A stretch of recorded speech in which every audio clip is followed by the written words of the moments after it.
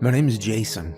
I'm 32 years old and I work in an Amazon warehouse out in the middle of nowhere. It's one of those massive fulfillment centers, surrounded by nothing but flat land and a few scattered trees. The kind of place where the wind always seems to be blowing, but you can't tell where it's coming from. I didn't plan on ending up here. Back in high school, I had dreams of becoming a graphic designer. I even took a few community college courses, but life had other plans. Bills piled up, and I needed a job that paid immediately. That's how I found myself at this warehouse, packing boxes and shipping them out day after day. The job is monotonous. I spend hours scanning items, placing them into boxes, and sealing them up. The rhythm is almost hypnotic. And sometimes I catch myself going through the motions without even thinking. It's not fulfilling, but it pays daily, and that's what I need right now. My manager, Jeff, is a bald guy with a beer belly and a fondness for old sitcoms. He often plays Golden Girls reruns in the break room, laughing louder than anyone else. Despite his quirks, he's a decent guy. He doesn't micromanage, which is good. Lets us do our work as long as we meet our quotas. The break room is a small windowless space with a few vending machines and a coffee maker that produces something resembling coffee. During breaks, I usually wrestle with a vending machine, which seems to have a mind of its own, and sip on the bitter coffee while watching whatever Jeff has on the TV. My coworkers are a mixed bunch. There's Mike, a high school dropout who always has a new conspiracy theory to share. Some of them seem true, actually. Then there's Sarah, a former high school athlete who talks about her glory days on the track team. We don't have much in common, but we get along well enough. In a place like this, break room gossip makes the days go by a little faster. Over the months, I've noticed some odd things about this warehouse.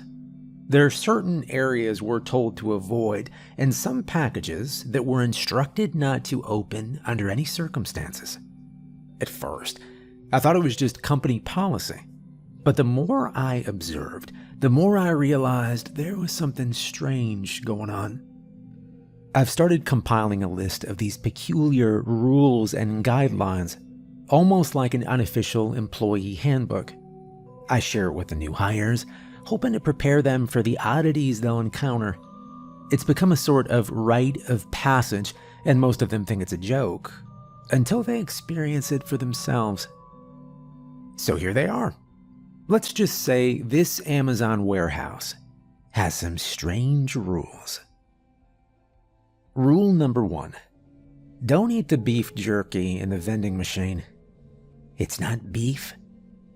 I know that sounds like a joke, but I mean it. Seriously, it's not beef. First few weeks on the job, I didn't think much of the vending machine. Looked like every other one. Metal, glass front, rows of snacks with that little coil that turns. But then I noticed the packaging. Everything looked off. The colors were faded, like they'd been left out in the sun. A lot of the wrappers were so old I couldn't even read the names. The chips had logos I didn't recognize. Some of the candy bars looked homemade. The plastic was cloudy, and I couldn't find an expiration date on anything. But I was tired and hungry one shift, so I tried it anyway. I picked what looked like beef jerky. I was wrong. The texture was wrong. Too soft in some places, too crunchy in others. I chewed one bite and thought maybe I was imagining things. Then I felt it. Something sharp. I spit it out in my glove and saw something pale and tiny in the mess. Looked like a tooth. That was the first and last time I touched the beef jerky. Thing is, even when the food doesn't bite back, the vending machine still messes with you. Mike tried to get a candy bar once and got a handful of toothpicks. Sarah paid for a Diet Coke and ended up with a single shoelace and a note that just said sorry in lowercase, written in blue marker on a torn scrap of cardboard. I watched it happen. She stared at it like it was a prank, but her face went real quiet, like she suddenly remembered something bad. Sometimes the machine gives you coins instead of snacks. Not quarters or dimes, foreign stuff. Weird shapes, soft metal, no markings. One looked like it had a hole punched straight through the middle. I kept that one, then I lost it. Or maybe it left. And don't ask what the sandwiches taste like. No one's made that mistake twice. The freakiest part is, the machine never stays in the same place. First time I saw it, it was in hallway B, near the mop sinks. Next shift, it was gone. A week later, it showed up near the loading dock, just standing there, like it'd always been part of the building. I asked Sarah if she remembered it ever being there before. She said no, but didn't want to talk about it. Sometimes it's by the break room, sometimes it's next to the main exit. Once I saw it in the men's bathroom, just standing next to the sinks like it belonged there. No one sees it move. I asked Jeff once, trying to sound casual. He was watching Golden Girls reruns in the break room, drinking a beer out of a travel mug. And I said, "Hey, you know who stocks that vending machine?" He paused for a second, then said, "It was here when I got here, man. I got no idea."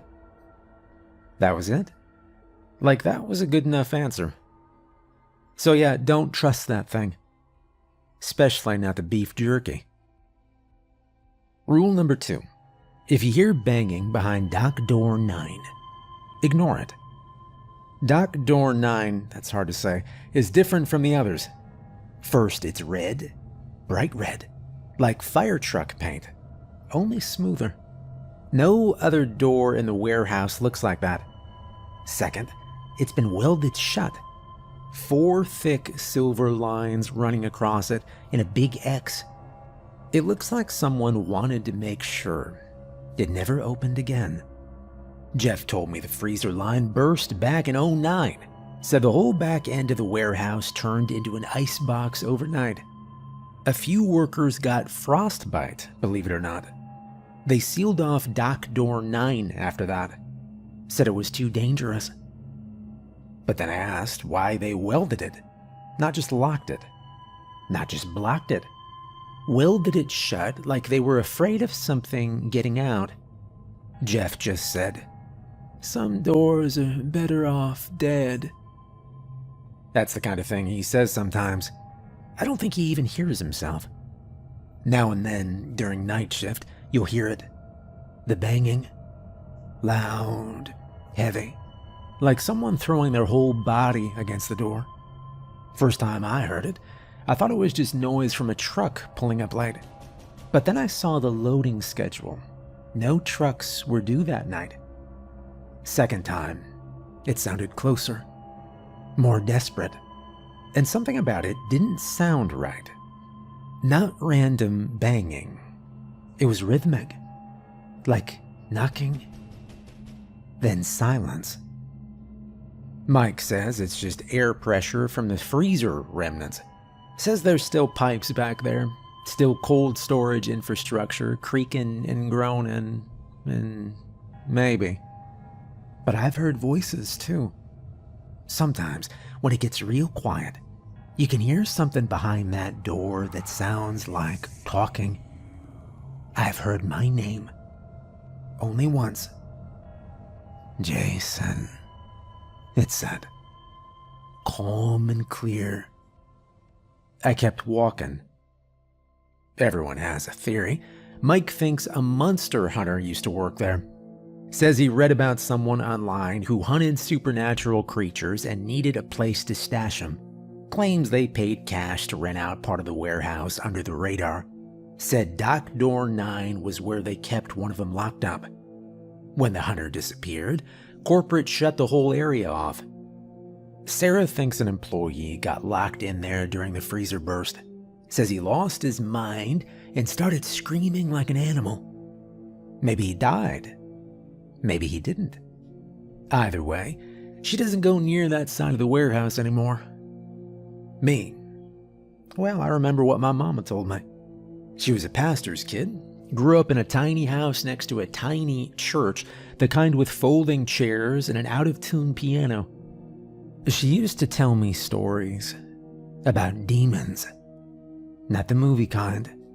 The kind that smiled too wide. The kind that sounded like your neighbor or your uncle or your friend until they got inside. She said, if something talks to you from behind a door and it doesn't show itself, don't talk back. That ain't no person, no matter what it sounds like. So when I walk past dock door 9, I keep my head down. I don't listen. I don't stop. And if I hear my name, I don't answer. Rule number 3. Don't wear cologne or scented lotion. When I first started working here, I used to wear this cheap cologne I got from a gas station. It smelled like pine and burnt sugar. I thought it made me smell better after a long shift, I know. Sarah made fun of me for it, said it reminded her of her high school gym lockers and bad middle school dances. Then one night, something followed me to my car. I didn't see it. Not really. But I heard the gravel crunch behind me, like footsteps. And I saw the outline of something huge in the dark. Something too big to be a coyote and too fast to be a person. I unlocked my car and jumped in. I sat there for 10 minutes, not breathing, just watching the trees. After that, I stopped wearing cologne. Jeff was the one who told me. Pulled me aside one day and said, yeah, don't wear scented stuff, Jason. It attracts them.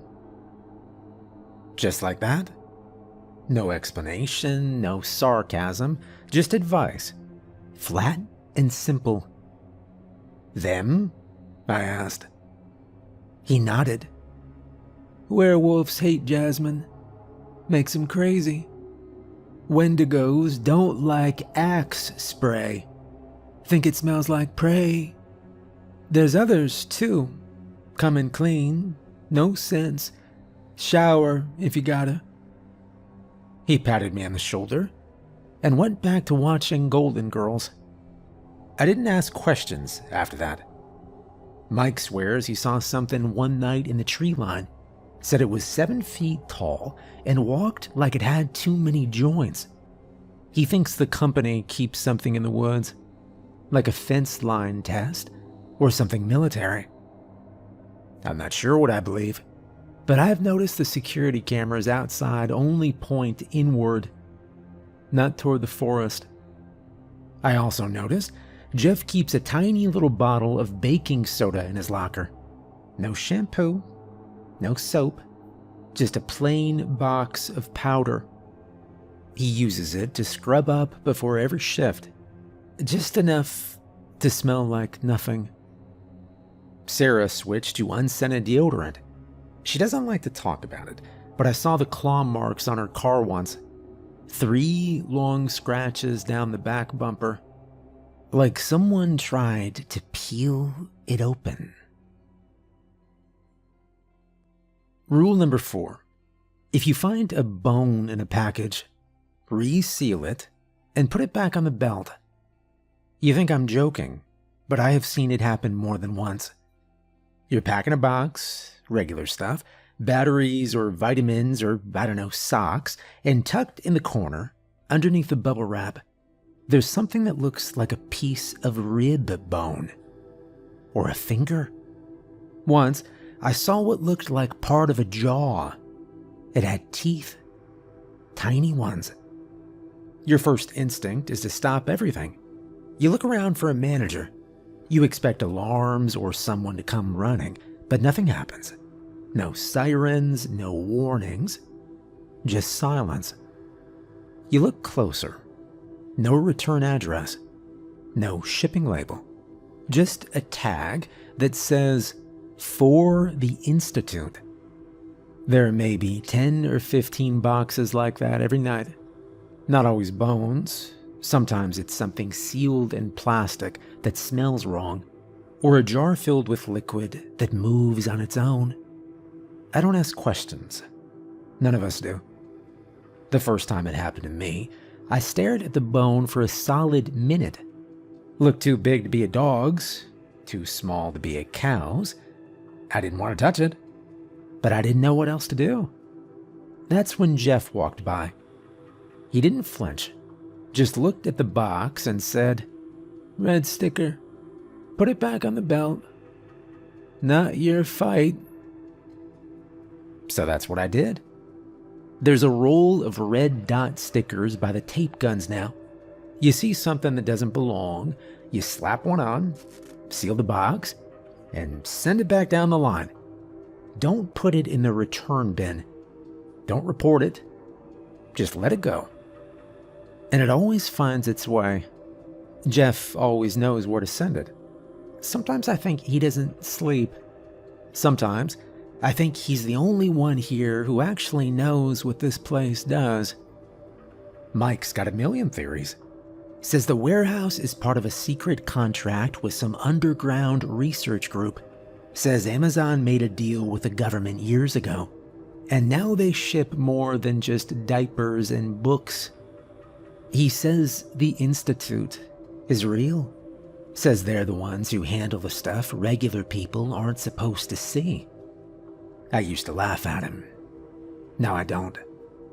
Sometimes the Institute boxes hum a little, just under the tape. A low, steady sound, like something mechanical, or maybe alive. One night, Sarah swore she saw one twitch. She marked it with 2 red dots, just in case. Now, whenever I'm packing and something feels wrong, I don't even open the box all the way. I peek in, peel off a sticker, and I move on. Not my fight. It doesn't pay enough to be my fight. Rule number 5. Only take your 10-minute break in designated zones. We get 2 breaks per shift, 10 minutes each. Not a second more, not a second less. Jeff is very strict about that. You'd think it's because he's a company man, but it's not. It's because there are only 3 safe spots to take your break, and if you sit anywhere else, something might find you. The designated zones are the break room, the chair cluster behind Station C, and the bench near the mop closet by hallway A. That's it. Nowhere else. Don't sit near Dock 9. Don't even walk near it during your break. I know one guy who did. His name was Derek. He was new, maybe 3 days in. Tall guy, neck tattoo, always chewing gum. Thought the rules were jokes. He said he liked the quiet and wanted to take his break outside by the loading dock. We warned him. He rolled his eyes and went anyway. He didn't come back. No one found a body either. His badge was still in the system. He never clocked out. Jeff said it must have been a personal emergency, and someone from HR cleared his locker before the end of the night.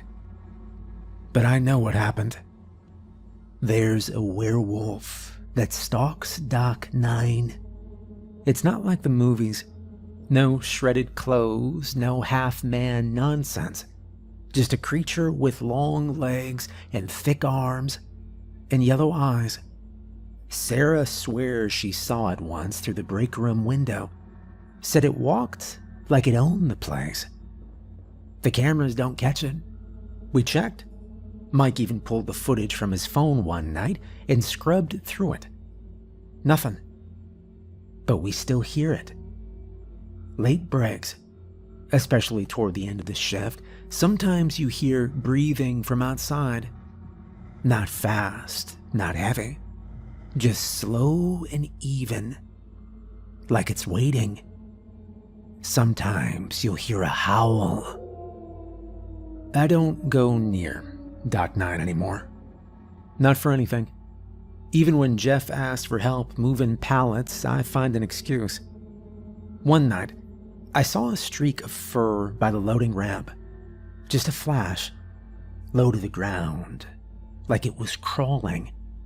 No wind, no noise, just a flash. That's all it took. Now, when I take my 10, I sit in the plastic chair behind Station C. I face the wall. I sip bad coffee, and I chew old gum and count down every second until I can get back to work. It's safer that way. Rule number 6. You clock out before sunset.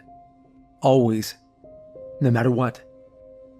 You'd think a company like Amazon would love overtime, but not here.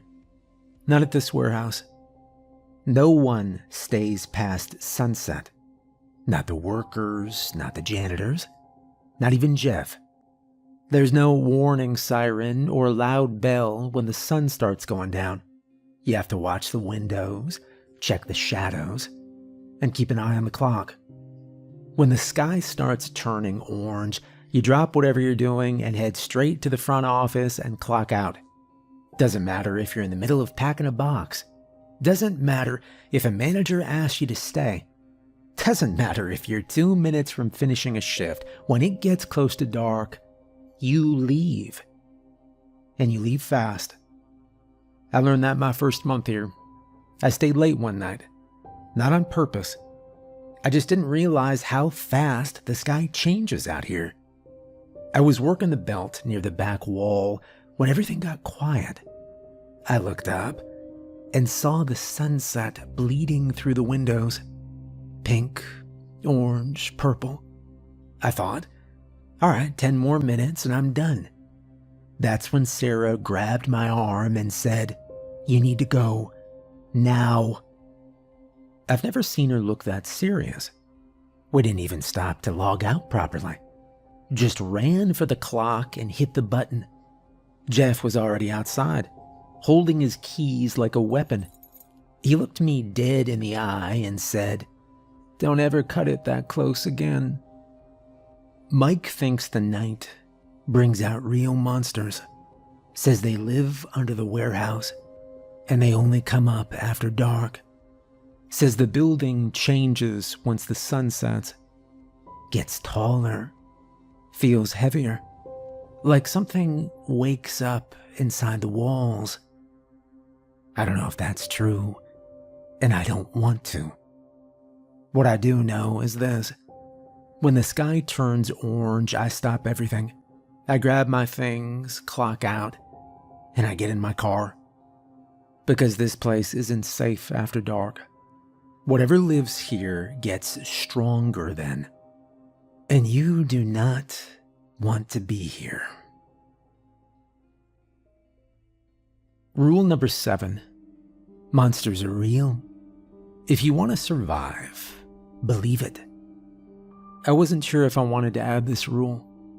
It felt too big, too final. Like saying it out loud would make it harder to ignore. But after everything I've seen, everything I've heard, I knew I had to write it down. Monsters are real. Actually real. Not just animals that look weird in the dark. Not just stories made up to scare kids. Not just rumors passed around during night shift to keep things interesting. I've seen too much. I've lived through too much of it to pretend anymore. They're not people in costumes. They're not misunderstandings. They're not tricks of the light. They're monsters. Different kinds, different rules. Some walk, some crawl, some mimic voices. Some just wait. But they're all here. And they all know us. Some of them stay in the corners of the warehouse. Some show up in shipments. Some move the vending machine when no one's watching. Some follow the scent of jasmine, and some sleep behind red doors, and some just wait for you to break the rules. Sarah's gonna quit, I can tell. She doesn't talk as much anymore. Doesn't joke like she used to. She keeps looking at the sky through the narrow break room window. Times her clock out to the minute. Packs her stuff before the final hour. Mike won't last long after that. He's all talk and big stories, but he needs someone like Sarah around to keep him balanced. Without her, he'll either dig too deep or give up entirely. Either way, he won't stay. And me, well, I've started looking for another job. Something slower, something far from here. Even if it doesn't pay daily, even if I have to stretch pennies, I can't keep coming back here. There's something very wrong with this place. I've written these rules for whoever comes next. The newbies. The ones who show up looking for quick cash and think this is just another warehouse job. It's not, and it never was. Take the money. Save what you can. And while you're working here, follow the rules. Every single one. Don't eat the beef jerky. Don't listen to the red door. Don't wear scented lotion. Don't open the box with bones. Don't take your break in the wrong spot. Don't stay past sunset. And most of all, remember this. Monsters are real. This job is not for keeps. You're not supposed to stay. Get in, get paid, get out. That's the only way. Me, I'll be gone soon.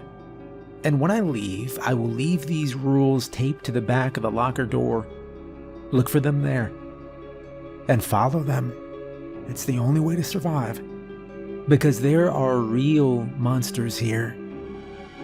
And they're hungry.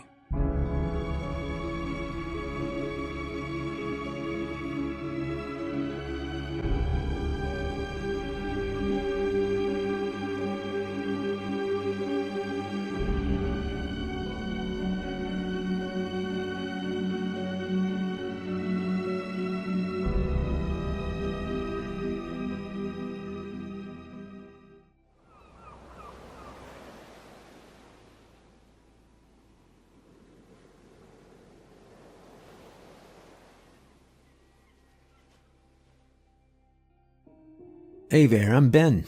I take care of things out here. Night shift stuff mostly. If you're planning to get into this line of work, I figure it's best you know who's talking to you. I didn't start out in this line of work though. Back in the day, I was a successful banker at McKinley's. I had this desk that was walnut and longer than most dining room tables. I kept a bottle of 20-year-old scotch in the bottom drawer and only poured it when someone got fired. And I made sure that happened often. I had a view of the river and a girl who brought me coffee before I asked for it. Her name was Jenna. She wasn't my assistant. She was my assistant's assistant. I still don't know who my actual assistant was. There was a stretch, maybe 3 years, where I didn't carry a wallet. Didn't need one. Everything was comped. Restaurants knew me by name. Clubs didn't check my ID. The elevator at my building skipped the lobby if I was on it. I was the kind of man who walked into a boardroom and made the CFO shut up with one look. Now, power, it's not some vague idea. It's real. It's your name in bold at the top of a memo. It's private car rides. It's signing someone else's raise or firing them before lunch because you felt like steak that day. You can smell money when you're in it deep enough. It's in the glue of the leather seats. It's in the ink of your signature. And I soaked it in. They say I slipped up. They say I made the wrong call, insulted the wrong person, touched something I wasn't supposed to. And that's all true. But everyone does that. The difference is I didn't kiss the right ass afterward. I didn't beg. So they kicked me out. Quietly. 1 month I was approving international deals. The next I was getting bounced from my own email account. My badge stopped working. I called building security and they said, "We were told not to let you in." And that was 10 years ago. Now, I walk in boots through wet grass, a flashlight duct taped to a plastic stick in my hand. They call me a night watchman. They pay me in cash every 2 weeks. The job's simple. Walk the fence, check the logs, report anything unusual. This is the edge of nowhere. One road in, one road out. The graveyard stretches wider than you'd think. They bury people cheap out here. No gates, just iron chains looped between stone posts. The kind of place where nobody visits the dead. It's like they're dumped and forgotten, which is perfect for what I do. See, I don't care about peace. I care about profit. There's good money in cadavers. Real money. Not that corporate garbage with bonuses and taxes. I'm talking untraceable, unreported, sealed envelope cash.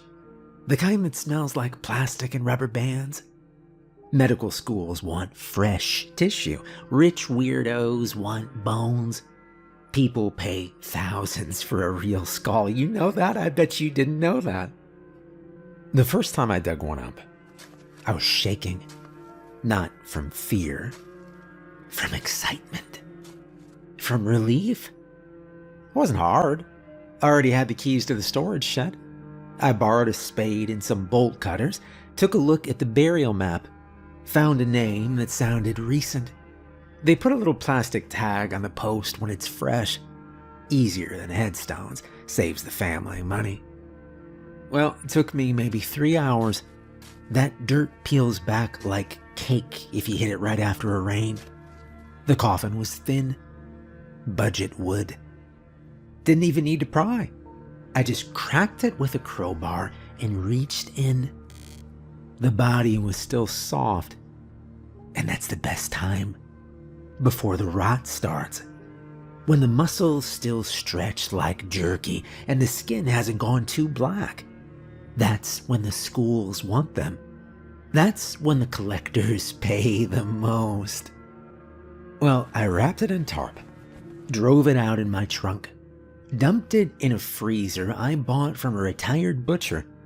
You should have seen the look on the guy's face when I asked if it could hold the whole deer. I paid him double and he didn't ask again. The buyer came a week later. Quiet guy. Thick glasses. It smelled like paper. He peeled off 20 50s and stuffed them in an envelope. Said he'd be back next week if I could get another. Oh, that night, I drank scotch from a chipped mug and sat on the floor of my trailer counting out 10 grand in perfect silence. You wouldn't believe it, but it felt better than any promotion I had ever got. Now I've got a system. I only pull bodies on cloudy nights, and I rotate the areas. I mark the headstones with chalk so I don't hit the same row twice. I keep track of name, age, date. You get more for a full adult, especially male, especially recent. Teeth intact is a bonus. I don't drink much anymore. I don't need to. The sound of the shovel slicing down clean into a new patch of earth, that's better than a buzz. The first tap of metal on cheap pine. The way the body shifts when you lift it, and the joints pop like bubble wrap. That's the kind of thing that sticks with you. Lately, I've had this itch to write things down. I don't want to confess. And no, I'm not done. It's like what they say about killers going back to the scene, you know? It's not because they feel bad. It's because, well, they feel proud. It's that cold little thrill that comes from knowing you're better than the people trying to catch you. You don't want to get caught, but deep down, you want someone to know how good you really are. And so that's why I'm telling you this. These are the rules of the trade I have come to know, and now I'm passing them on to you. So listen well, because there are some strange rules to follow. All right, so let's get to it. Rule number 1. Don't crack open sealed crypts. You'll know them when you see them. Stone boxes, usually above ground, or half buried into hillsides. Big brass nameplates. Marble lids with bolts sunk deep. They're sealed for a reason. And it's not just for looks. The inside pressure builds after a while. Gases, fluids, whatever the hell happens in there once the rot starts baking in. One winter, about 6 years ago, I got a little cocky and I decided to try one. We were still figuring things out back then. Me and Danny, my first partner, he was smaller than me, wiry, never shut up. Thought this job was some big horror movie. Kept quoting books and saying creepy stuff to sound smart. I tolerated him because he could work fast. Well, we got a tip that this one crypt at the back of the south lot had a woman in it who died young and rich. Some kind of embalming test case, supposedly, I don't know. They said she was almost perfect still. The kind of thing medical labs would pay double for. We hit it at midnight. Fog in the air, boots crunching under gravel. We brought bolt cutters, chisels, and a car jack, just in case. Took us 40 minutes to get the bolts loose. I kept checking over my shoulder, not for cops, just out of instinct. Danny unhooked the last bolt and wedged the lid up with the jack.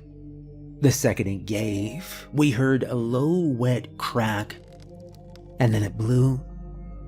I was a few feet back, digging through the tool bag. He was right in front. The sound was sharp, like snapping a water balloon with a nail gun. Brown-red fluid shot out across his arms and face. Steam rose off it. I remember the way he screamed. Not loud, more like gritting his teeth through it. We dragged him to the truck, stripped his jacket off, dumped bottled water over his arms, anything we had. His hands were the worst. He kept them wrapped for months, still has to wear gloves in the summer. He doesn't dig anymore.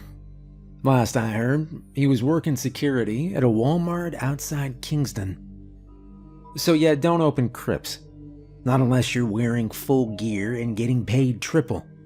And even then, ask yourself how fast you can run with acid on your face. Rule 2. Never steal from a grave with coins on the lid. Doesn't matter how fresh the burial is, how nice the body, how good the cash. If there are coins, old pennies, foreign currency, casino chips, doesn't matter. Leave it alone. They're not decorations. Sometimes it's military, war veterans. Certain branches leave coins as a code. A quarter means that the person who left it was there when the guy died.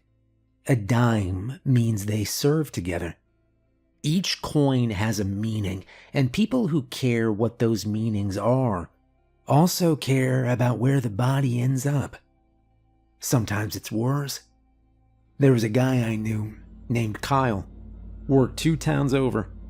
We crossed paths a few times, shared a few tips. He was faster than me, stronger too. Thought he was slick. Thought he could outdig me. Last time I saw him, he was bragging about a tall body he pulled just east of here. Said the guy was 6'4", 40-something, fresh from out of state. Said there was a nickel sitting right in the middle of the lid. I asked if he left it. He laughed and said, "What, you superstitious?" And that was the last conversation we had. They found his truck parked crooked on the roadside, driver door open, engine cold. The gear was gone.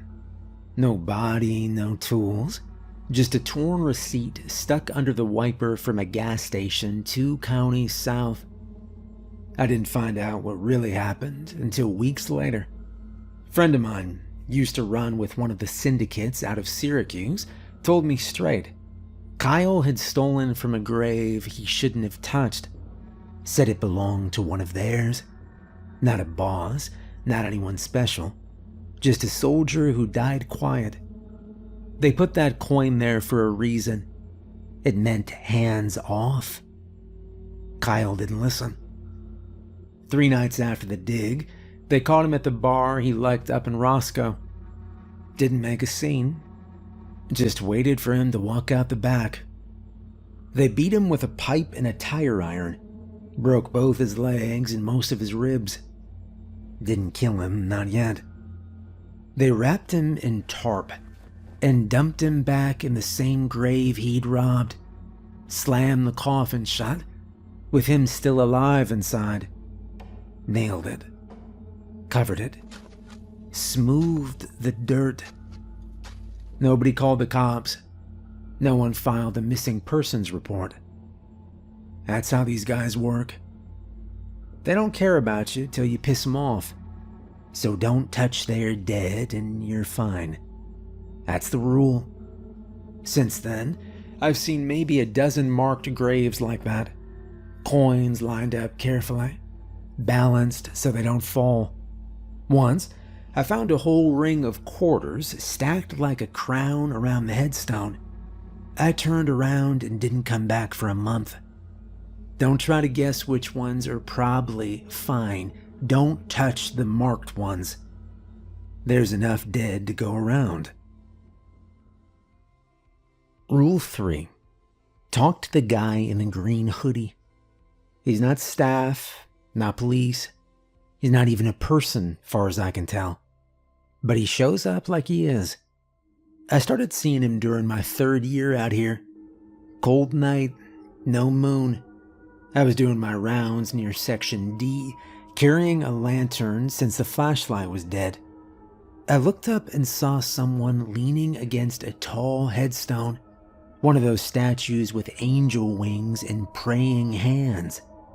The guy was wearing this deep green hoodie, the kind you find in gas station bins. The hood was pulled way down, real low, and I couldn't see his face. Not even a nose. Just the black under that hood, like it went too far back. He had this cigarette between his fingers. I could smell it from 10 feet away. Floral, sour, not right. Like perfume from a funeral home got burned into paper and ash. I asked him if he was lost. He said, "No. I used to work here." That's all he said. Didn't introduce himself, didn't move. Just smoked and stared.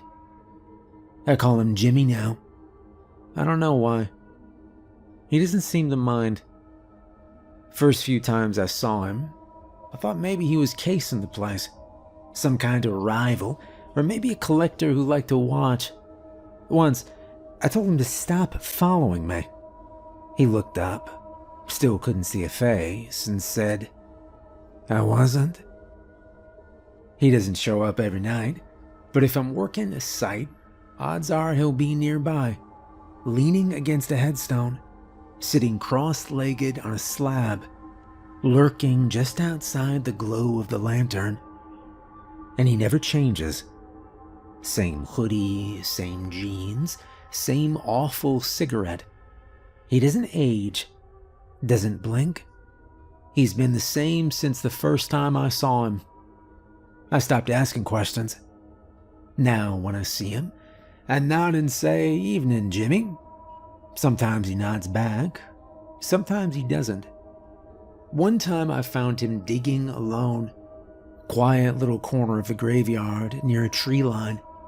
There was no shovel, but the dirt was flying out like someone was tossing it from underneath.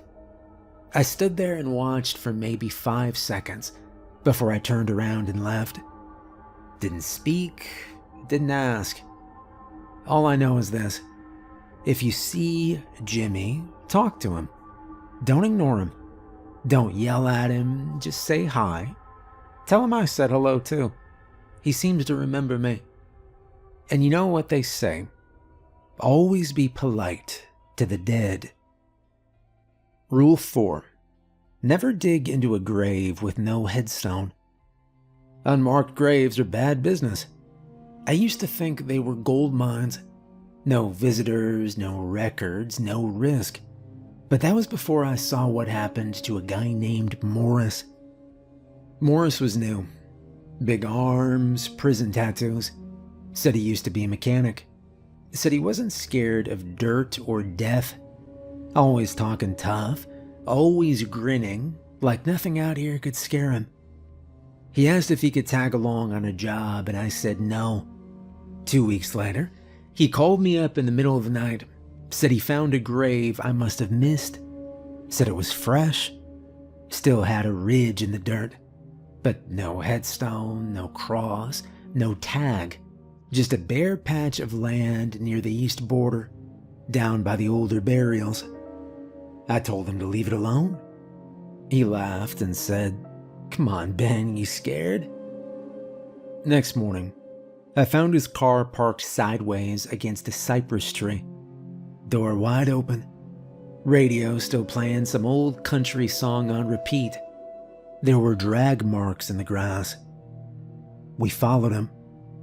It took 5 men and 2 hours to get the soil cleared. The dirt was packed wrong, like it'd been folded from the inside. And it stank like old milk and burnt hair. We hit Bone within minutes. Then we hit Morris. He was curled up under the thing he'd found. His arms were wrapped around his chest, his eyes wide open. He'd been dead for maybe a day, but his face looked older. Skin drawn tight, hands shredded from clawing upward. They said he died of a heart attack. But the weird thing, the body below him wasn't a normal one. It wasn't even whole. Just ribs, a jaw, and something else. Something with fingers longer than mine and no eyes at all. The guys that helped me rebury them didn't ask questions. We dug deep, poured lime, sealed it, planted a proper stone this time. Morris is buried right beside the thing he found. I don't know what it was, but I've seen graves like that since. No marker, no flowers, just hard-packed dirt and nothing else. And I don't go near them. I don't even step over them. I walk around every time, even if it takes an extra hour. Now, I'm not a religious kind of guy. I grew up in the South, went to church because my parents made me. We'd eat corn muffins afterward and pretend the preacher didn't fall asleep halfway through his own sermon. I stopped believing a long time ago. But unmarked graves are unblessed. That's the truth. And they don't stay down. Sometimes it's 60 days. Sometimes it's 6 years. Doesn't matter. When they rise, they're not people anymore. They're not even ghosts. They're things with hunger bigger than mine. And I have got a hell of an appetite. They don't eat like people. They feed. You touch one of their graves and it wakes them up. They follow you. And they won't stop until you're under the dirt next to them. So don't touch them. Whatever stories you've heard about vampires or ghouls or zombies, those are bedtime stories compared to what comes out of an unblessed grave. There's no profit in it. No price high enough. So stay clear. Rule 5. Never rob a grave guarded by a dog. They look like German shepherds at first glance. Big ones, taller than you'd expect. Clean black fur, no patchy spots, no collar. Just all black like they've been dipped in ink. They don't bark, don't growl. They just stand there, close to the grave, watching. If you see one, don't move fast. Don't talk loud. Don't even look it in the eye. Just turn around and leave that plot alone. I've only seen 3 since I started, and that's 3 too many. There's a story that goes with the first one. I wasn't there when it happened, but I saw what was left afterward. It was a guy named Patrick. Young, a little dumb in the way all youngsters are. New to the job. Thought it was all superstition and stories. Thought I was trying to scare him off good turf. The first time he saw the dog, he thought it was a stray. Said it looked calm, sitting next to a headstone marked Walter C. Hanley. Nothing else. No dates, no flowers, no coin. Just a name and a slab of gray stone. The dog sat real still, tail curled tight around its legs. Didn't blink. Didn't breathe either, from what he said. Patrick tried to scare it off by shouting, and nothing. He threw a stick. That's when it stood up. It didn't bark. Didn't make a sound at all. Just stepped forward and closed the space between them like a shadow, quick and smooth. Patrick reached for his shovel. He didn't make it 5 feet. They say the dog bit his face clean off. He was still alive when the first truck got there. Died 6 minutes later on the back of a gurney. I saw the photos. Didn't eat lunch for 2 days. We tried to trap the dog the next night.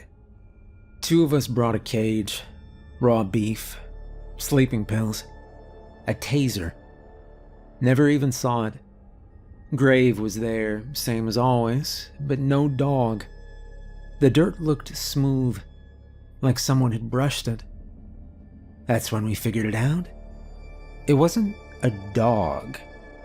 It was the dog. A grave hound. You ever hear about the god of the underworld? The one with the 3-headed mutt at the gates? This is like that. Same blood, maybe. A smaller version. The kind that guards one grave, not the whole afterlife. And once it's set, it stays. Gravehounds don't wander. They don't get lost. They don't chase cars or dig holes or beg for scraps. They don't respond to meat, treats, whistles, none of it. You can throw steak at them and they won't even twitch. They're tied to a grave like chains, and you don't want to find out who they belong to. Sometimes it's witches. Sometimes it's vampires. The real old ones that hide underground and sleep for decades. Sometimes it's just someone rich enough or sick enough to put a blood contract on their bones. Doesn't matter what the reason is. If you see a gravehound, that patch of dirt is off limits forever. I watched one for 20 straight minutes once. Didn't move, didn't blink. Just stared at me from 30 yards out while I walked my route. Sat next to a child's grave with an unlit lantern by the stone, like someone expected visitors. It never growled, but my hands wouldn't stop shaking. I didn't even try to dig that night. Just packed up and went home early. They say the only way you can recognize one for sure is the eyes. It's not just that they're red. I've seen bloodshot eyes before. I've seen animal eyes glow under lights. This isn't that. These dogs have red everywhere. The pupils, the iris, even the parts that should be white. No veins, no color shifts. Just full-on, deep, slow-burning red, like someone left hot coals behind their sockets. And when they look at you, you feel it, like they've already chosen where to bite. They don't chase you unless you cross a line. That's the only good thing. They won't leap out of the dark and rip your throat out just for looking. But once you dig, that's it. That's your last act. I've seen grown men cry just standing near one. There was a guy, Marty, who thought he could distract one with a squirrel carcass he found in the woods, tossed it 20 feet away, and tried to circle behind the grave. Thought he was clever. He lost 2 fingers and a kneecap. Still limps to this day. Doesn't work with bodies anymore. Spends his nights fixing vending machines. You can't trick something that doesn't want anything. That's what gravehounds are. They don't eat. They don't sleep. They don't fetch. They exist for one job, and they do it better than anyone. So if you're out there one night, walking through the rows, and you see a black shape curled beside a headstone with red eyes watching you, don't be brave. Don't be clever. Don't be anything except gone. Never rob a grave guarded by a dog.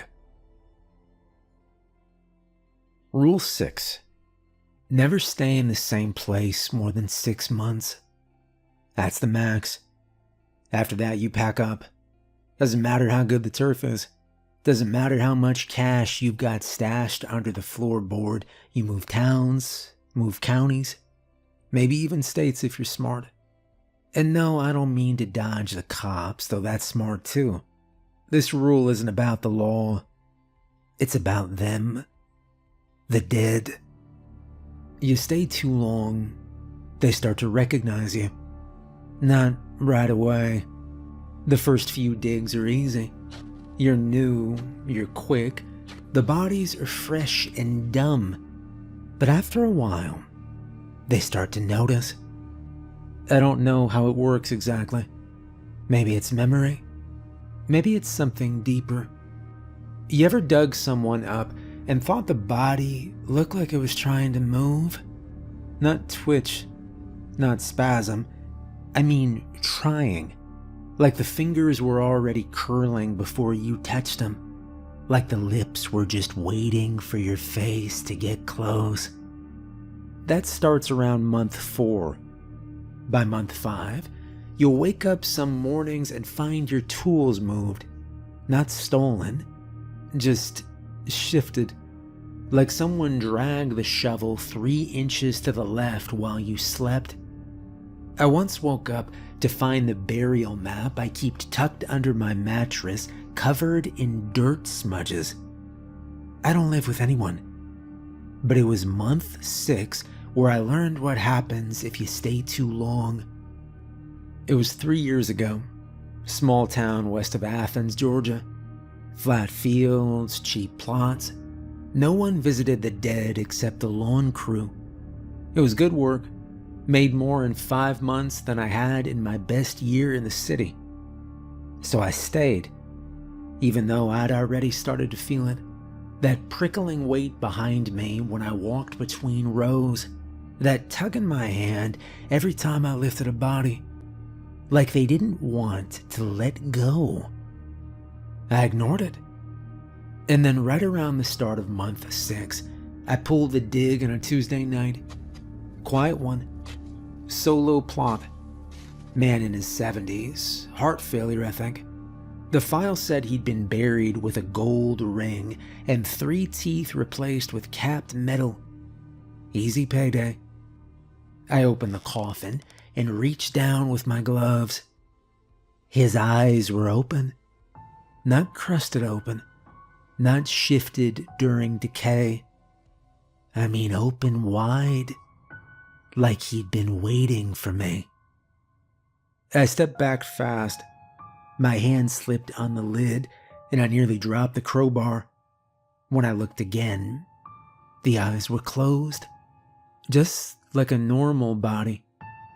I took the ring, grabbed the teeth, and wrapped him like usual. Told myself I was imagining things. I didn't go home that night. Slept in my truck. Didn't sleep much.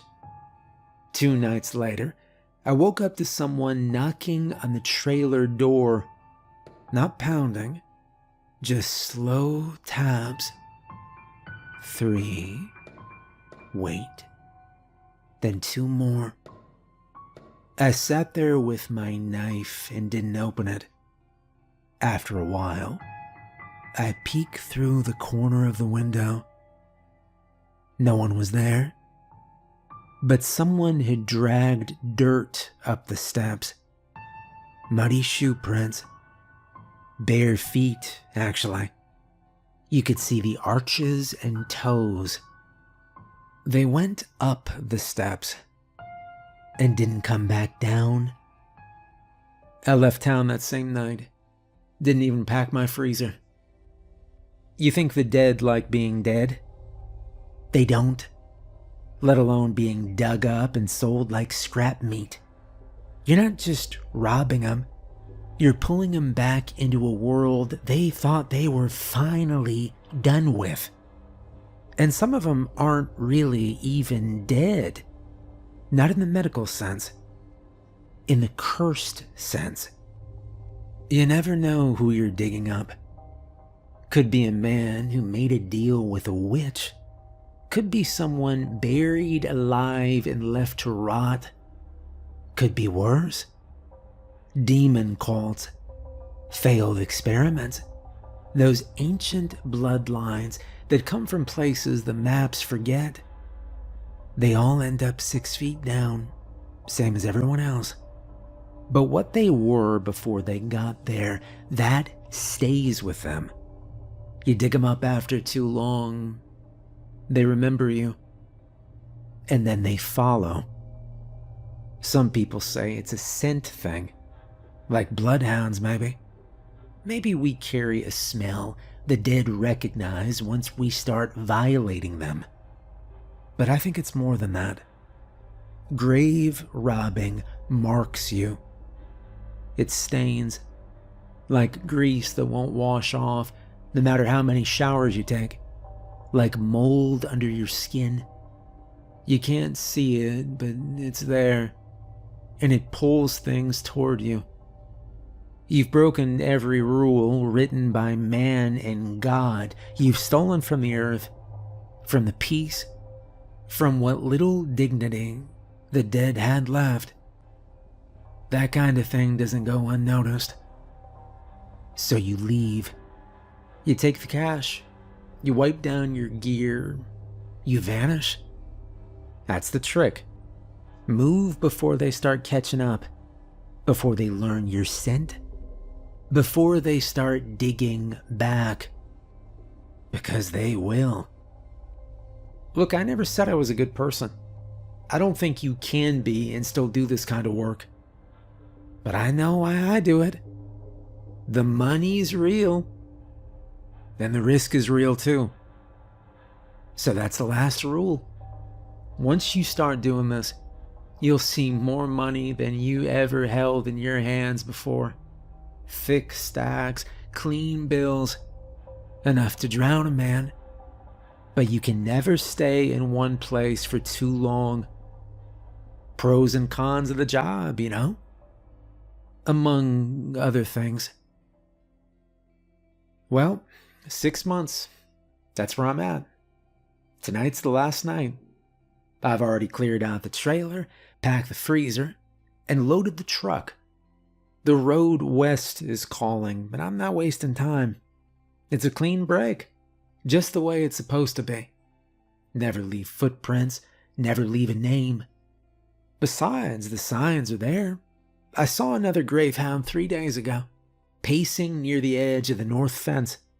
Same black coat, same glowing red eyes. But this one didn't just sit and stare. It growled when it saw me. Low and slow, like it recognized me.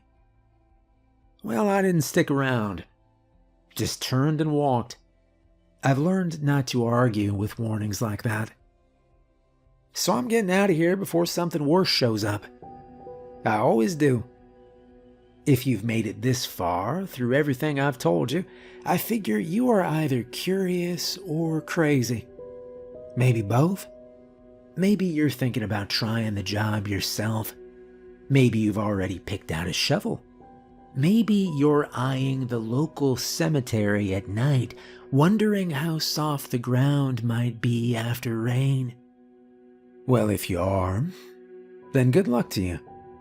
Just stay the hell off my turf, you got that? And good luck to your soul, too. I'm no priest, and never was. Closest I ever got to a sermon was falling asleep in a church pew while my mother sang 3 rows down. I stopped believing in heaven and hell around the same time I started counting dollar bills with bloody gloves. But even I know when a line's been crossed. And grave robbing isn't just crossing it. It's grinding that line into the dirt and walking away richer. Still, I'm not here to tell you what kind of person you are. That is none of my business. I am the last man on earth qualified to judge anyone. You want the money? The rush? The freedom? Fine by me, I won't stop you. Hell, I respect the guts it takes to even think about doing this kind of work. Most people don't have the spine for it. Most people wouldn't even dig a hole for free, let alone rob one for cash. But if you do start, and if you survive long enough, maybe we'll cross paths one day. Could be out in the middle of nowhere, some rest stop just off the highway, sharing a gas station sandwich and a couple warm beers. Maybe we'll trade stories and compare scars and laugh like we both don't sleep with knives under our pillows. But if not, if this is the last time we ever cross lines, just remember the rules. Break one, and something will come for you.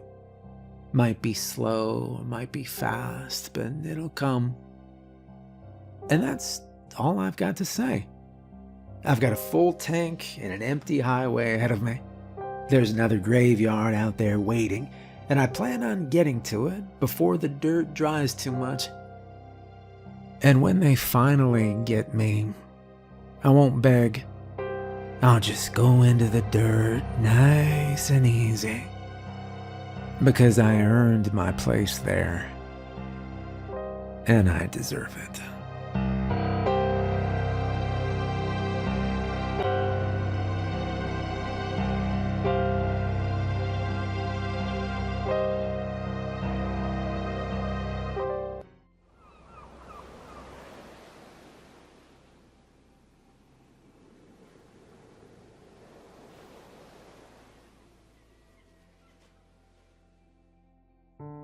I'm not the kind of guy who asks for much. Give me some peace, a fridge that works, and enough cash to keep the lights on, and I am good. My name's Charlie. I'm 22, just finished my 3rd year of college, and I'm trying to scrape together enough for the last push. Final semester coming up, and I still owe for textbooks and rent. I study environmental science, not because I think I'm going to save the world or anything, but because I like being outside. And I don't want a job that chains me to a desk. I grew up in a town called Eldridge, one of those places with a diner that only plays 80s rock and a hardware store that smells like sawdust and old socks. People there know your name, your dad's name, and which football game you missed. It's boring in a way that is kind of comforting, but it's not the kind of place where you find good work unless your uncle owns something or you're good with cars. I'm not. I get oil on my hands and suddenly I'm wiping them on my jeans and then I've ruined my jeans. That is me. This summer, I didn't want anything complicated. No internship with 15 unpaid hours and a resume full of fake smiles. I just wanted something easy. Something I could clock in and out of and not think about when I left.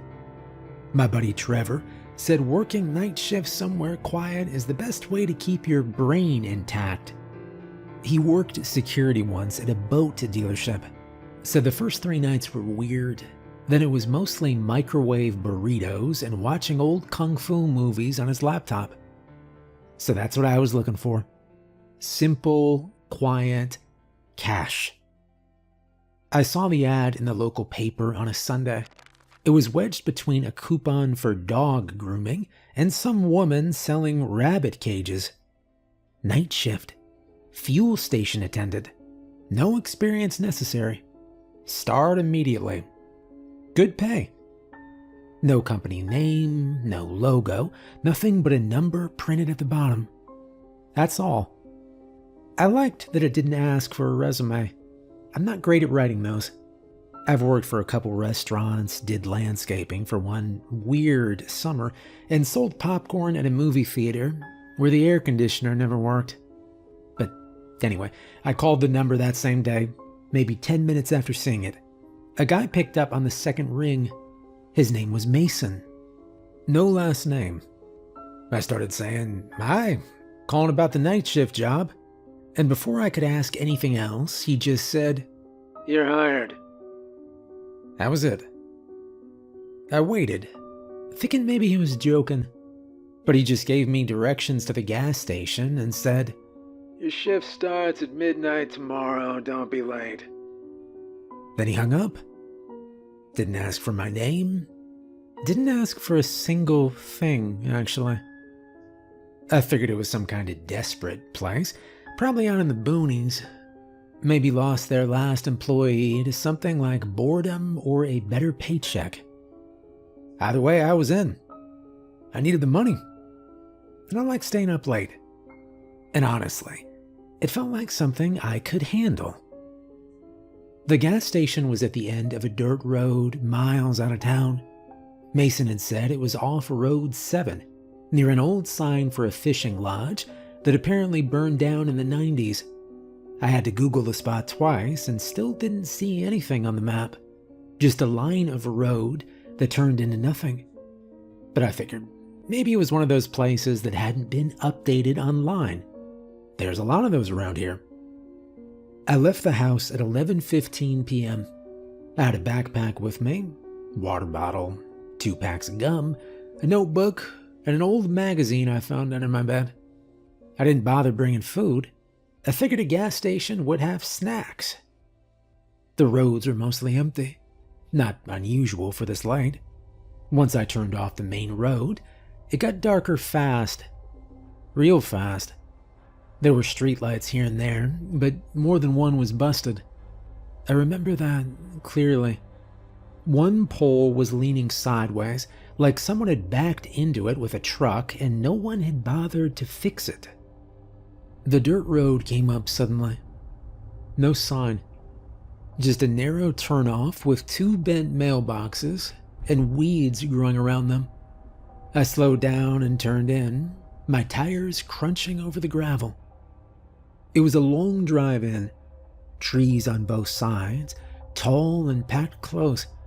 I couldn't see anything past them. I kept thinking, if I miss the place, there's nowhere to turn around. But eventually, after what felt like, 10 or 15 minutes, the road opened up, and I saw the gas station.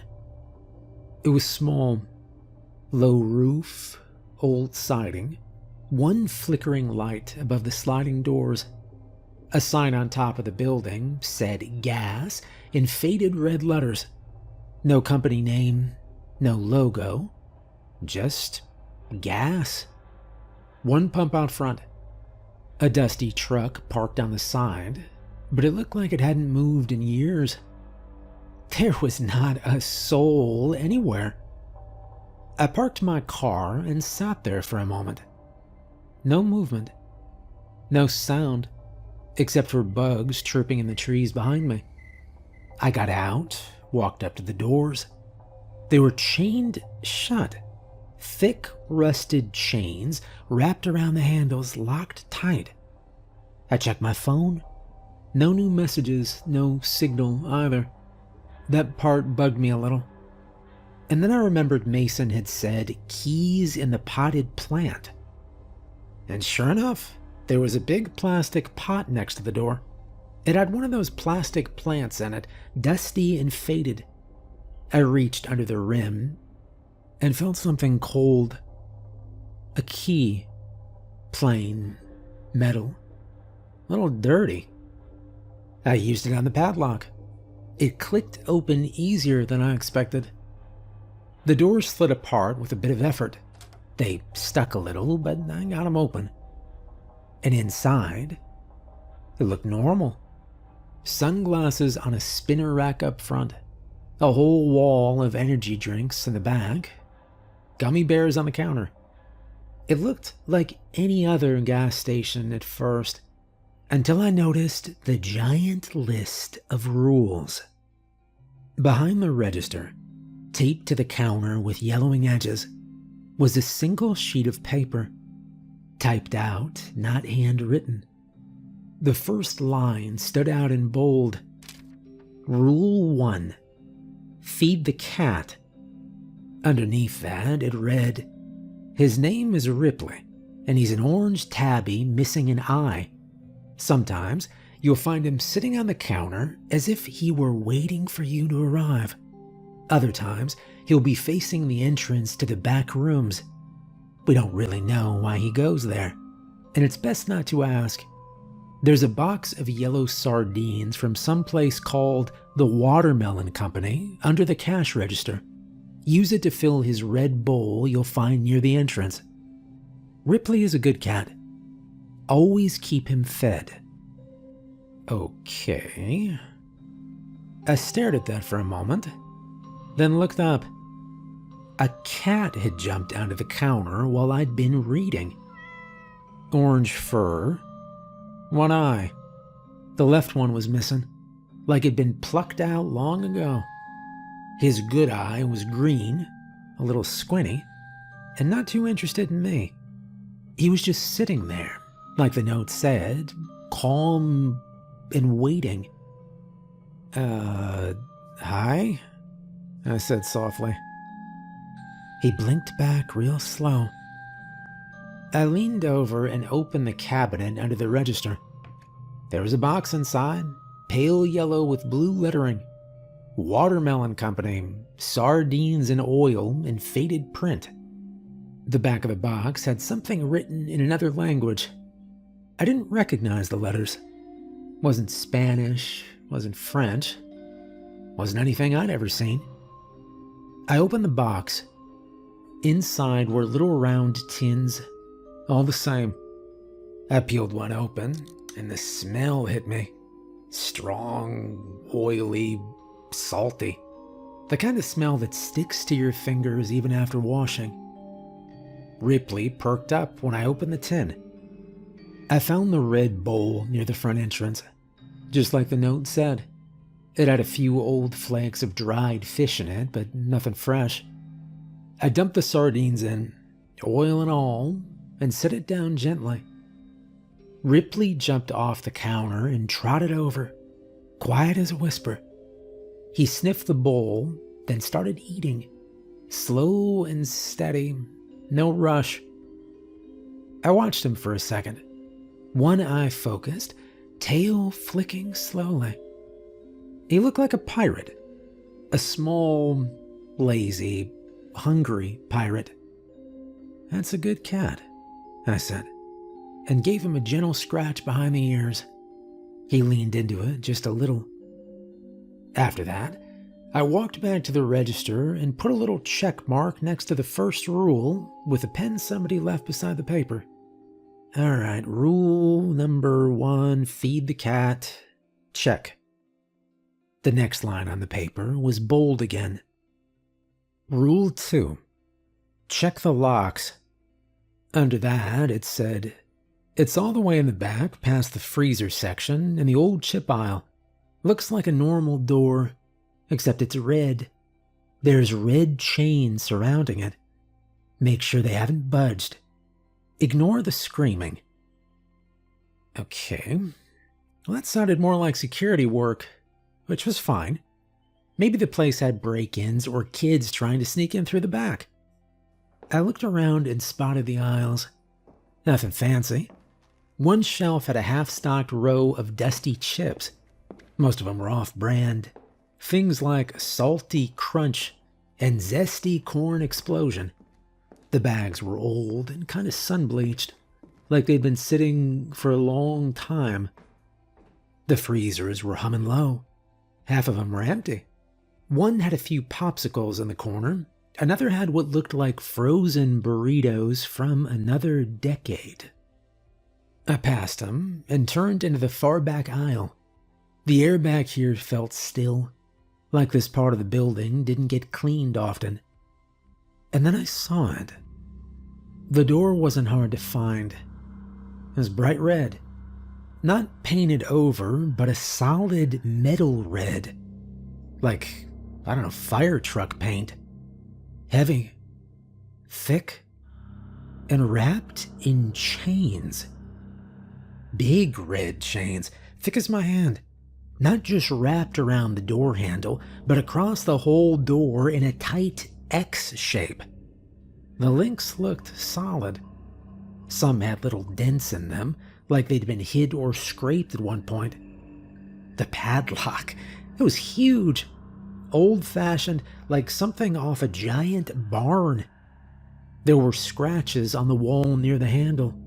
I figured that part right away. Long, deep ones, like someone had dragged a tool or their nails down the drywall, like they'd tried to get the door open, or maybe tried to stop it from closing. I leaned forward, didn't touch anything yet, just looked. Didn't feel like a backroom door. It felt wrong, too solid, too sealed, like it wasn't meant to lead somewhere, but meant to hold something in, something that should not be allowed out. Still, I was supposed to check the locks, that was the rule. The rule also mentioned one more thing. Ignore the screaming. I didn't want to believe that part when I read it. I figured it was just written that way for effect, something to creep out new hires. But standing here now, with my ears straining in the silence, I heard it. Faint at first. So faint, I thought maybe it was the freezer humming wrong. Then it rose, high and distant, like someone screaming behind several walls. It wasn't angry. Wasn't even clear. Just pain. Repeating. Not words, not names, just human sound over and over, like it was on a loop. I reached out again. My fingers were just inches from the padlock when I heard it. A meow. Soft. Calm. I turned. Ripley. He was sitting at the far end of the aisle, right where it opened back toward the front of the store. His good eye was focused on me. He meowed again. Not loud, not angry, but sharp. Like a warning. I lowered my hand slowly. "All right, you're the boss," I said. I backed away from the door, turning carefully. The screams hadn't stopped. They were still going up and down in volume, as if someone were being dragged across a floor, just out of reach. Ripley didn't move, not at first. He just sat there, tail wrapped neatly around his paws, watching me, waiting. Then he turned and walked off like nothing had happened. I followed him back up the aisle, past the old chip rack and the buzzing freezers. The screams faded behind me, like they didn't want to cross the threshold of that aisle. Back at the counter, I picked up the pen again and marked the paper. Rule 2, check the locks. Check. The third rule was just as simple as the other ones. Rule 3, clean around the gas station. No need to clean outside. It's the inside that counts, or so they say. You'll find weird things lying around from previous customers who like to drop things. Candy wrapper here, paper cup there, a loose tooth maybe, or an old photograph with a head's missing. Just throw it all away.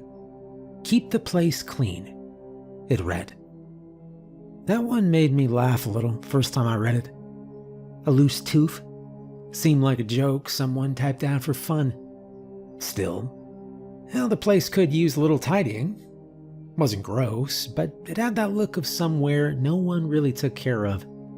Dust around the corners, empty cup under the chip rack, sticky patch by the slushy machine, that sort of thing. I pulled my phone out and started playing music while I cleaned. Mostly old stuff, radio hits, little rock, something to break up the silence. I found a broom behind the counter and a roll of thin plastic garbage bags. Ripley followed me around for a bit, then curled up near the red bowl and dozed off. I started in the candy aisle. There was a half-sucked lollipop stuck in the bottom shelf. I had to scrape it off with a key I found in the drawer. Then there were 2 soda cans behind the sunglasses rack and a single sock on top of the snack display. Not a pair, just one. Weird, but not impossible. Then I saw the photograph. It was lying near the fridge that barely worked, face up on the floor. Black and white, little curled at the edges. Looked like something someone's grandma might keep in a box in the attic. The picture showed a family, 2 adults, a girl, a boy, standing in front of a carnival booth. Balloons in the background, some kind of striped tent behind them. They were all dressed nicely. The boy even had a little tie. But none of them had heads. Not blurred, not faded, just gone, like they were never drawn in. Their necks stopped where their collars started, clean and flat, like cut paper dolls. I turned the photo over, nothing on the back, no writing, no date. I didn't feel right throwing it away, so I slipped it under the counter near the sardine box. Then I kept cleaning. And the weird stuff kept coming, but I got used to it. Bottle caps with teeth marks, candy wrappers folded into tiny origami birds. Once, I found a pair of tiny red shoes in the freezer next to a frozen burrito. They were child-sized and spotless, like someone had placed them there on purpose. Then there were the photos. At first, just 1 or 2, tucked under shelves or dropped behind the drink coolers. But after that first week, I started finding them everywhere, folded behind snack displays, stuffed behind pages of old magazines, slid between cracks in the counter. They were always black and white, curled at the edges with that worn paper feel, like they'd been handled too many times. Some were clearly from long ago. Town parades, old ribbon cuttings, a Boy Scout troop in front of a flagpole. Others seemed newer, maybe a few decades back at most. Kids posing at a fountain, teens outside a diner, families standing in front of storefronts. Every photo had one thing in common. No one had a head. The bodies were dressed up nice. Everyone stood still, smiling, holding hands or balloons or newspapers, but where their heads should have been, there was nothing. No blurring, no damage, no signs of age. Just clean, flat space above the collars, like someone had taken scissors and trimmed them off with perfect precision. I never found 2 of the same photo. Never found anyone who looked familiar. Just headless crowds caught in moments they probably thought were ordinary when the picture was taken. I stopped throwing them out after a while. I didn't want them, but I couldn't make myself toss them either. They didn't feel like trash. They felt... I don't know how they felt. Not like trash. So I tucked them in a drawer under the register. The same drawer where I kept the item the faceless man had handed me on the first night. The one I still hadn't dared to look at. But even with the pictures, even with the little red shoes and the candy birds, nothing ever felt immediately dangerous. After a few nights, I got into a rhythm. Show up just before midnight, check the rules, feed Ripley, clean a little, watch the clock. Sometimes I read or looked through the old magazines in the rack. Nobody ever came in. The gas pump outside never beeped. The register never rang. Ripley sat with me most nights. He didn't beg for food after the first feeding. Just kept close. One time, he hopped up onto the register and pressed a paw onto the keypad. I laughed, scratched his head, and told him he was not getting my paycheck. It was easy. It was weird, but it was my routine. Until the fourth night. At 2 a.m., I saw headlights through the glass. It was quiet. I just finished sweeping up the chip aisle. I looked up and saw a red Ford sitting under the one working street lamp out front. It hadn't been there when I looked up 10 minutes ago. I stepped closer to the window. The car was clean, shiny even, like someone had just washed it. The street lamp lit the whole front of it clearly, and inside the car, sitting still as stone, was a man. He didn't move, just sat in the driver's seat, hands on the wheel. He wore a deep velvet suit, dark purple or maroon. I couldn't tell from where I stood. He had a green cane leaning against his shoulder. It was chipped and crooked. But his face... he didn't have a face. No eyes, no nose, no mouth. Just skin, smooth and blank, like a wax doll that never got finished. I didn't know what to do. He didn't look at me. He couldn't. But I felt like he was. I ran back to the counter and looked at the paper again, scanned down past the rules I already checked off. And there it was. Rule number 4. Lock the doors when you see a red Ford outside. It read, "There's a man with no face that sits in the lot in his red car under the street lamp at exactly 2 a.m. to 3 a.m. He never comes inside, but sometimes he watches from outside the glass windows. He wears a velvet suit with a green cane that has seen better days, but he wears no face. Keep the doors locked until he leaves." My heart dropped. I hadn't locked the doors.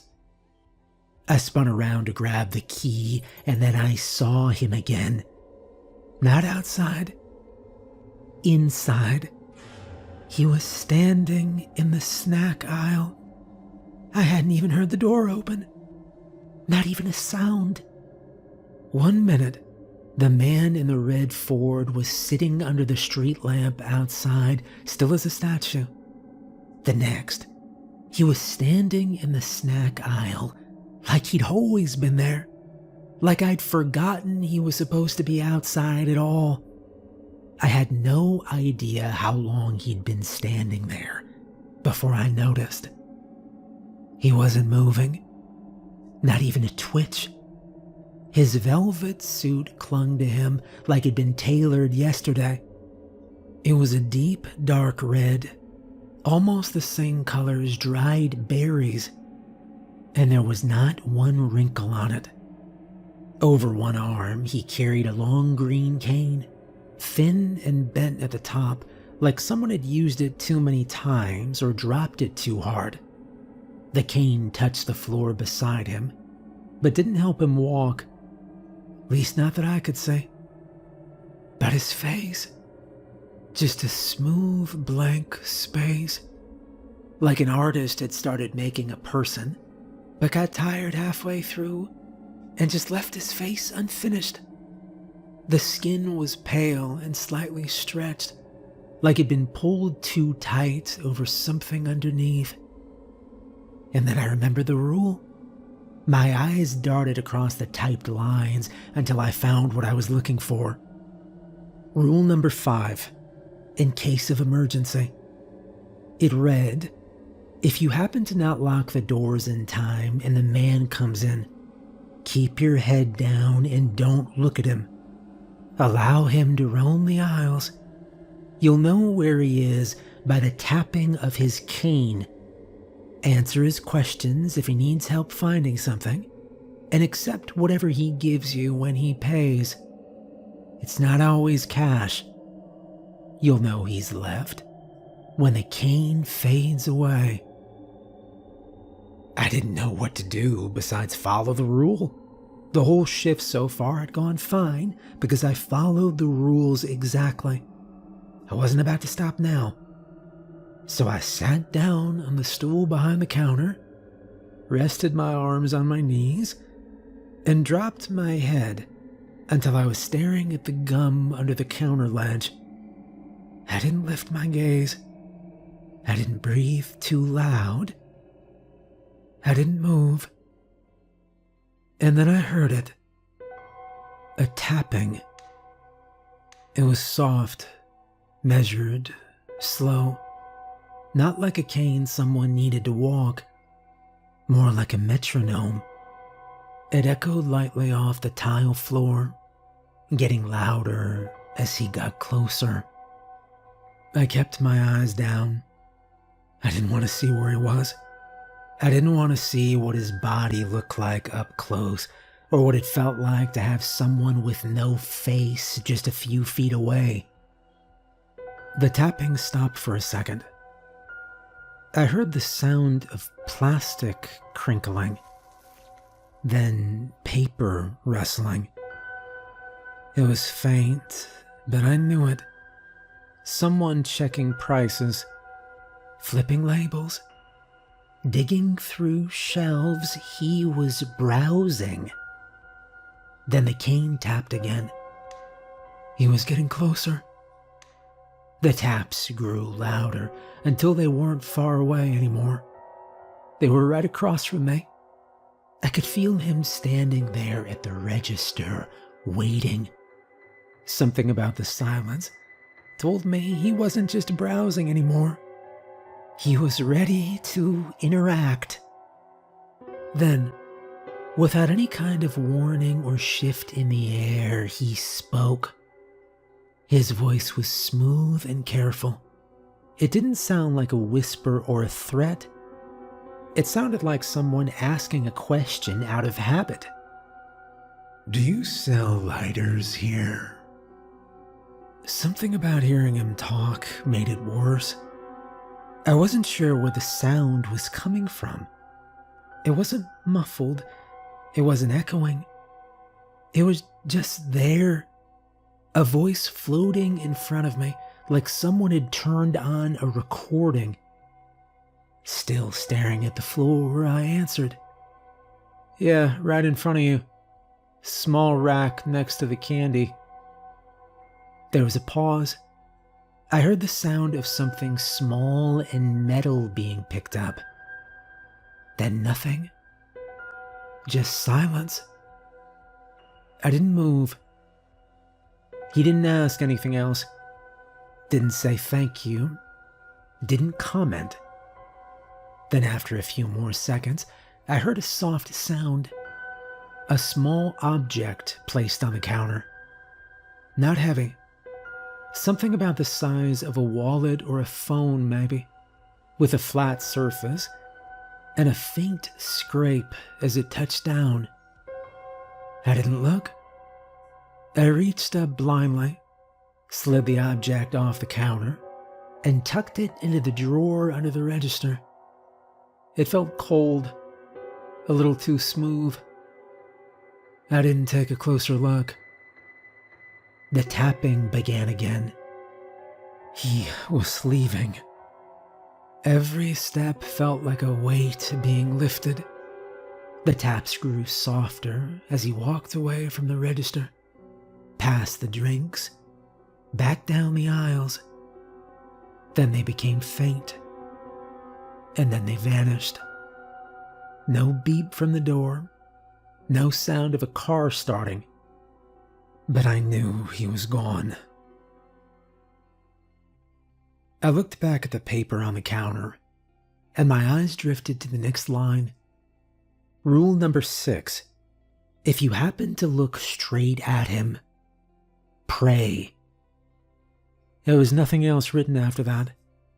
No instructions, no details. Just that one line. I sat back, my hands gripping the edge of the counter, and tried not to think too hard about what would have happened if I hadn't looked away in time, and what might still happen if I ever look straight at him. By the end of my first week, I had the routine down cold. Ripley got his sardines before the clock hit 12. The floors were clean enough to eat off of. And the red Ford showed up every single night at exactly 2 a.m., just like the rule said.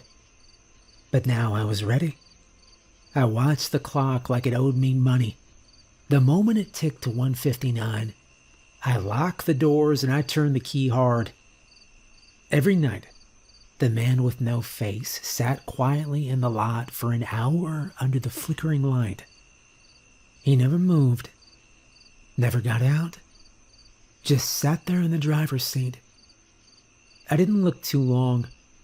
I didn't want to get curious about things I shouldn't. By Friday, I was starting to feel like a professional. Nothing had gone wrong, no accidents, no surprises. Ripley and I had our rhythm, and I even started organizing the magazine rack just to kill time. The rules were weird, yeah, but they worked. You follow them, you're fine. That Friday night, about an hour into my shift, the front door slid open. I jumped a little at the sound.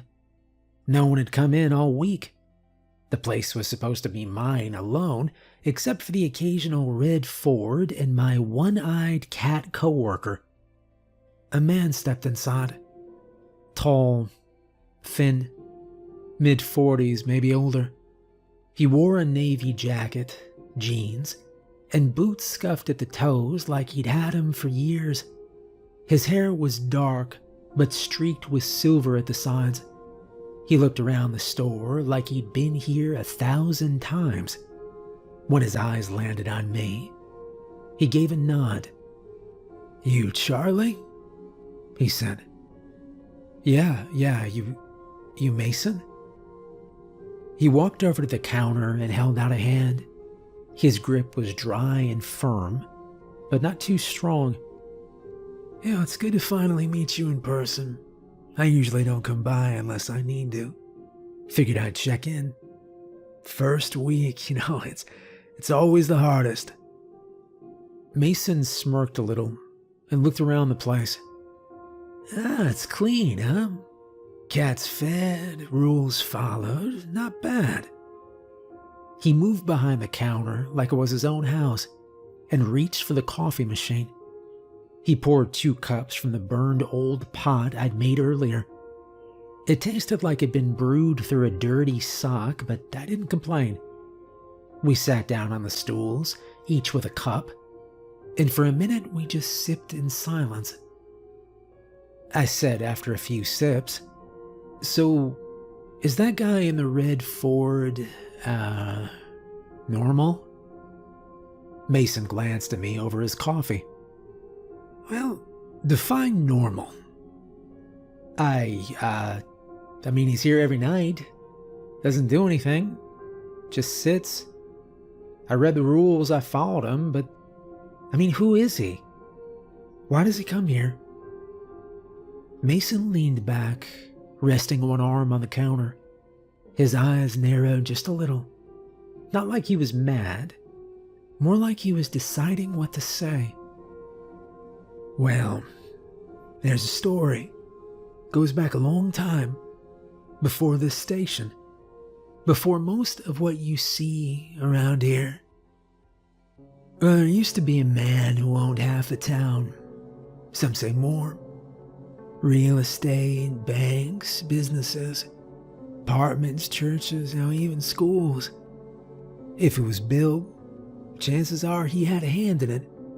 He didn't build it all out of kindness, though. It was greed. He lived in a mansion up the hill. You can't see it from the road anymore. Trees grew in too thick, but it is still there. Falling apart now, but solid stone, high ceilings, windows big enough to drive through. Back then, it was a palace. What happened? I asked. Mason didn't answer right away. He just looked down at his coffee, like it had something written inside it. One night, something snapped. Nobody knows why. Some say his wife left. Some say his fortune got drained and a deal gone wrong. Others say he just woke up and lost his mind. Whatever the reason, he locked the doors to that mansion and he killed everyone. Servants, family, everything. After that, he disappeared. Cops searched the whole county. Never found him. But the locals, well, they believe he never left. You mean the guy in the car? I asked. He nodded. Well, they say he's stuck here. Not just in town, but really stuck. Like part of the land now. Part of the places he used to own. Shows up where he used to walk. Where he used to rule. The gas station's one of those spots. He helped build it, long before it was anything more than a dusty plot and a promise. I stared into my coffee a minute before asking, "What's behind the red door?" Mason didn't react right away. He kept sipping, eyes distant, like I hadn't spoken, but I knew he heard me. I continued. And the screaming, it's not just once. Some nights it goes on for hours. Same tone, same rhythm. And the photos, I keep finding them. People with no heads. Parades, diners, fountains. Always the same, always the heads gone. Mason finally looked at me. His expression wasn't angry, just tired. Some things aren't meant to make sense, Charlie. I waited, but he didn't say more. He took another drink of his coffee and looked around the store. The lights buzzed faintly. Ripley lay curled on the counter, like none of it mattered. This place, doesn't follow the same rules as the rest of the world. You try to pin it down, try to fit it into what you already know. It'll break something in you. Or worse, it won't. And you will just keep on asking, Mason said. I looked down at the counter, at the rule sheet with its stained corners. Some doors aren't meant to open, son. Some questions don't have answers. Or maybe they do, but the answers change depending on who's asking. Either way, it's best not to chase them. I nodded slowly at that. I didn't like it, but I understood. We sat there for a while longer, drinking bad coffee in a quiet store under buzzing lights. Ripley hopped up on the corner and curled next to the cash register, purring soft. And I didn't say it out loud, but for the first time since I got here, I felt like I understood the kind of job I'd taken. So I kept the job. Wasn't hard. Shifts were quiet. The money came in at the end of each night. And the rules, strange as they were, worked. You follow them, you stay safe. That's the deal. It's more honest than most places I've worked. A month passed, then 2. The red Ford showed up every night like clockwork.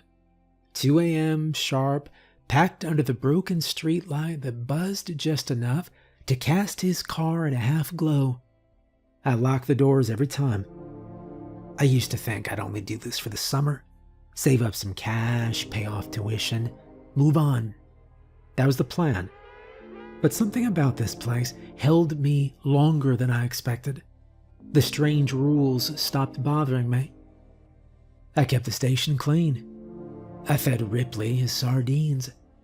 I stopped asking why the doors had to stay locked, or why the chains on the red door never moved. Still, in my downtime, I started digging. I couldn't stop thinking about the man in the red Ford. I started small. Local history blogs, library archives, quiet questions at the diner on my days off. Most people didn't want to talk about it. A few got that look, like they knew what I was asking but didn't want to say the words.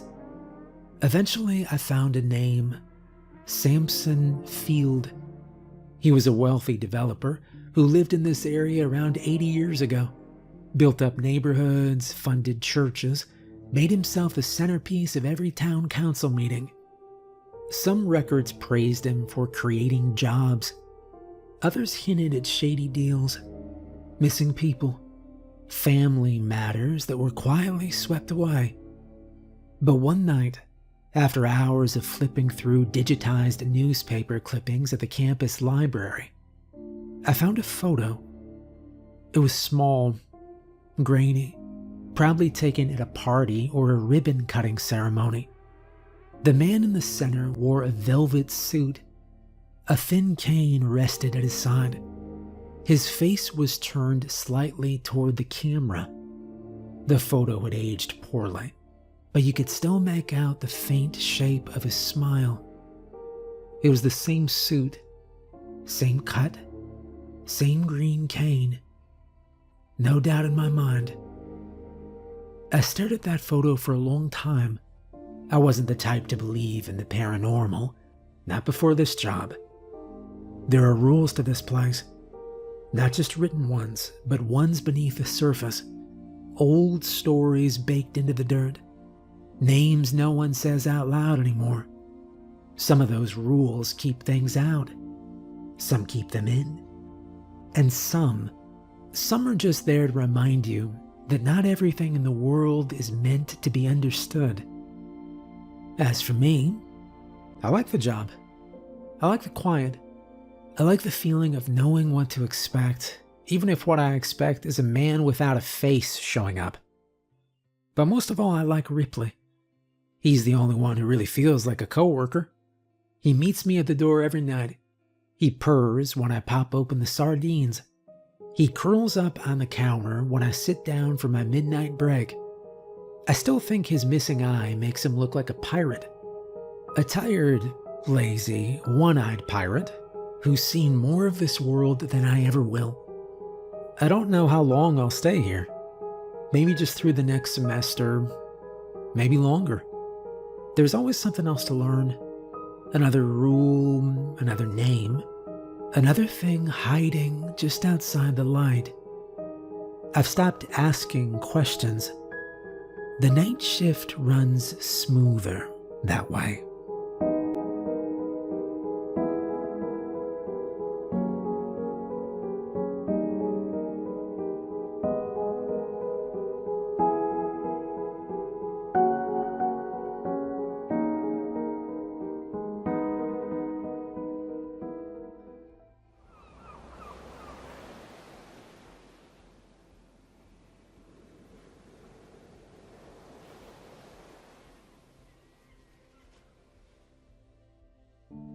You ever wake up to the sound of birds chirping, sun peeking through the tent flap, and your first thought is, dang, that bear was loud last night? Well, that's a normal Tuesday for me. Name's Ryan. I'm a 27-year-old park ranger, and I live about as close to the edge of the wilderness as you can get without needing a permit. Think national park/reserve, mountains all around, dirt roads, pine trees tall enough to hide a cell tower, and the air so clean it almost tastes sweet. I've got a one-room log cabin, no TV, no internet, just me, my gear, and a view that makes all those tech bros cry on their treadmills. I guess you could say I'm an adventure junkie. Always have been. Camping with bears, done it, sleeping under a thunderstorm in a hammock. Twice. Ate nothing but beef jerky for breakfast, 5 days straight once just because I could. The local store guy thinks I'm nuts, but he still stocks the teriyaki kind I like. I live out here because, honestly, it's where I belong. The quiet, the trees, the rush of wind down a ravine. It all makes sense to me in a way cities never could. Growing up, we didn't have much. My folks were good people, hardworking, kind. The kind who packed you a sandwich, even if they were skipping lunch themselves. But money? Well, that was always tight. Vacations meant a beat-up tent, a bag of dollar store marshmallows, and the same pair of jeans all week. I didn't care. Those were the best days of my life. I remember the crackle of the campfire, Mom grilling whatever Dad pulled out of the lake that morning. Bluegill, usually. Dad said they were ugly fish, but tasty as heck. We'd all sit on upturned logs, roasting marshmallows so cheap they stuck to your fingers worse than gum.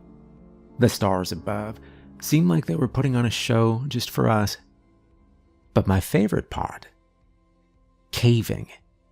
My dad had this thing for exploring the old mines scattered around the hills.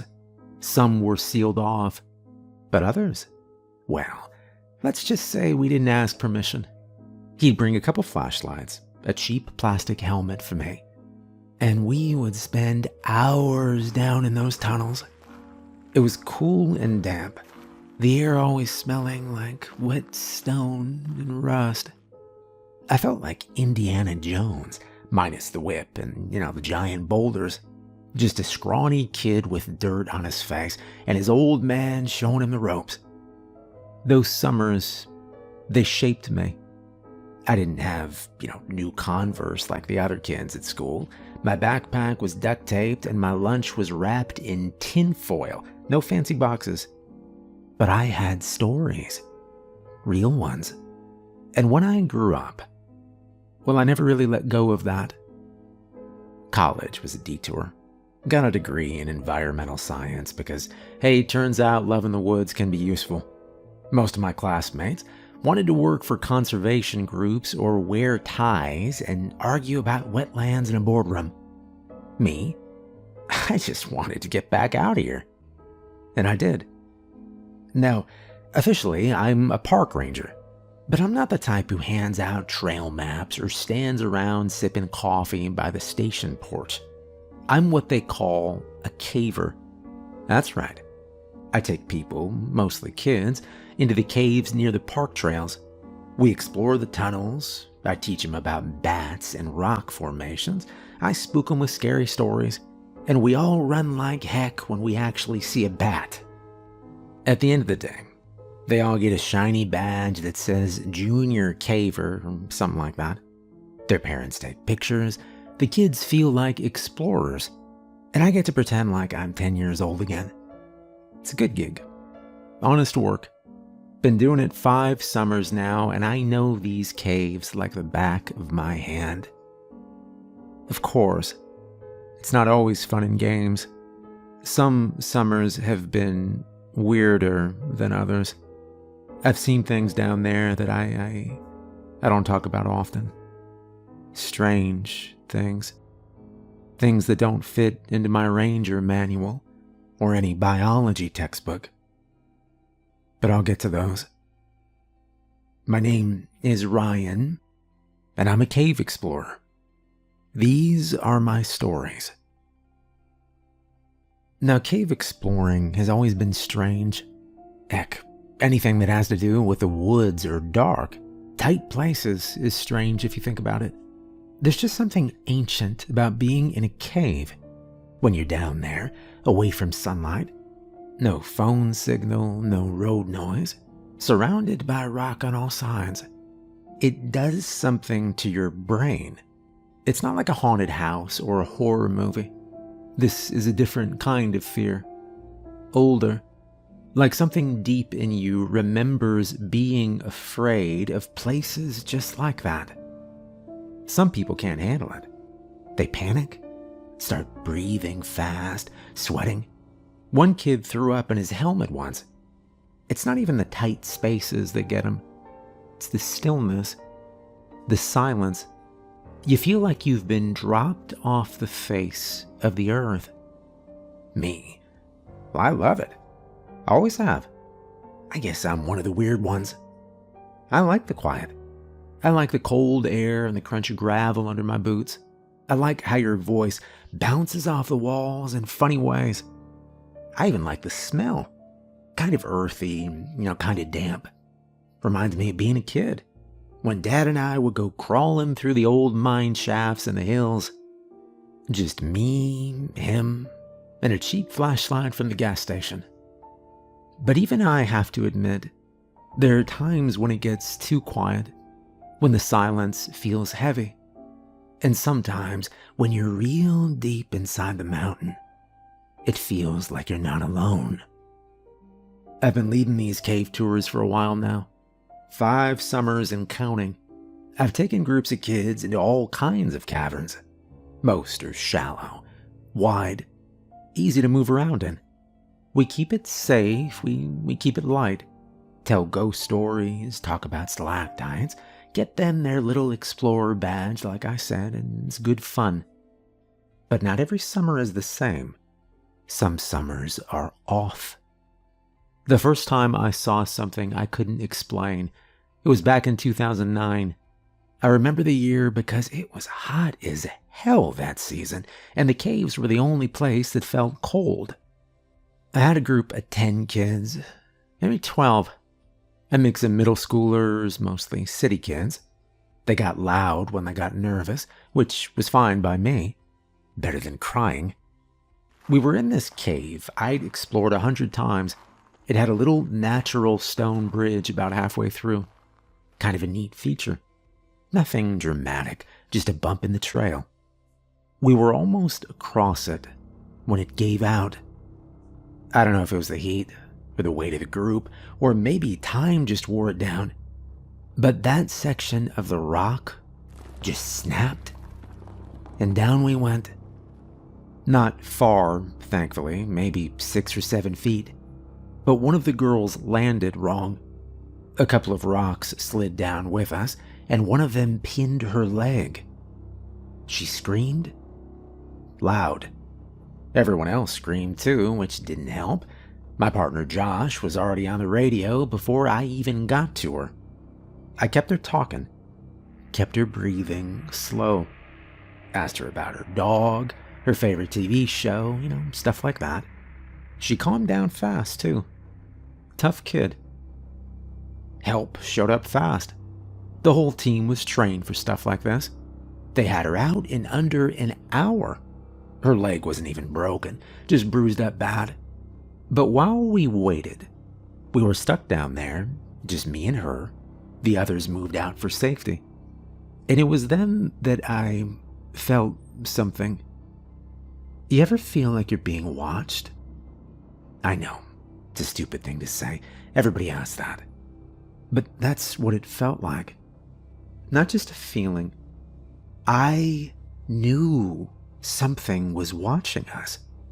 From the dark tunnel ahead, past where the light reached. And then I saw him. 2 small red points of light. Round, unmoving. Just hanging there in the dark, like a pair of coals. I didn't say anything. Not to the girl. She didn't see it. And I made sure she didn't look that way. I told the team to speed up, told them I didn't like it down here. They must have thought I was just spooked from the fall. As soon as the girl was up and out, and they cleared the area, I told them I needed to double check something. and I went back in alone. Now I know what you're thinking. That was dumb. But I wasn't thinking straight. I thought maybe it was a raccoon or an owl, or worse, some stupid teenager with a flashlight trying to mess with me. We get pranksters like that every now and then. So I went back down in the tunnel, past where the bridge had been, past where we landed. And I kept going. The cave narrowed quick. I had to duck, then crouch, then finally get down on my belly and crawl.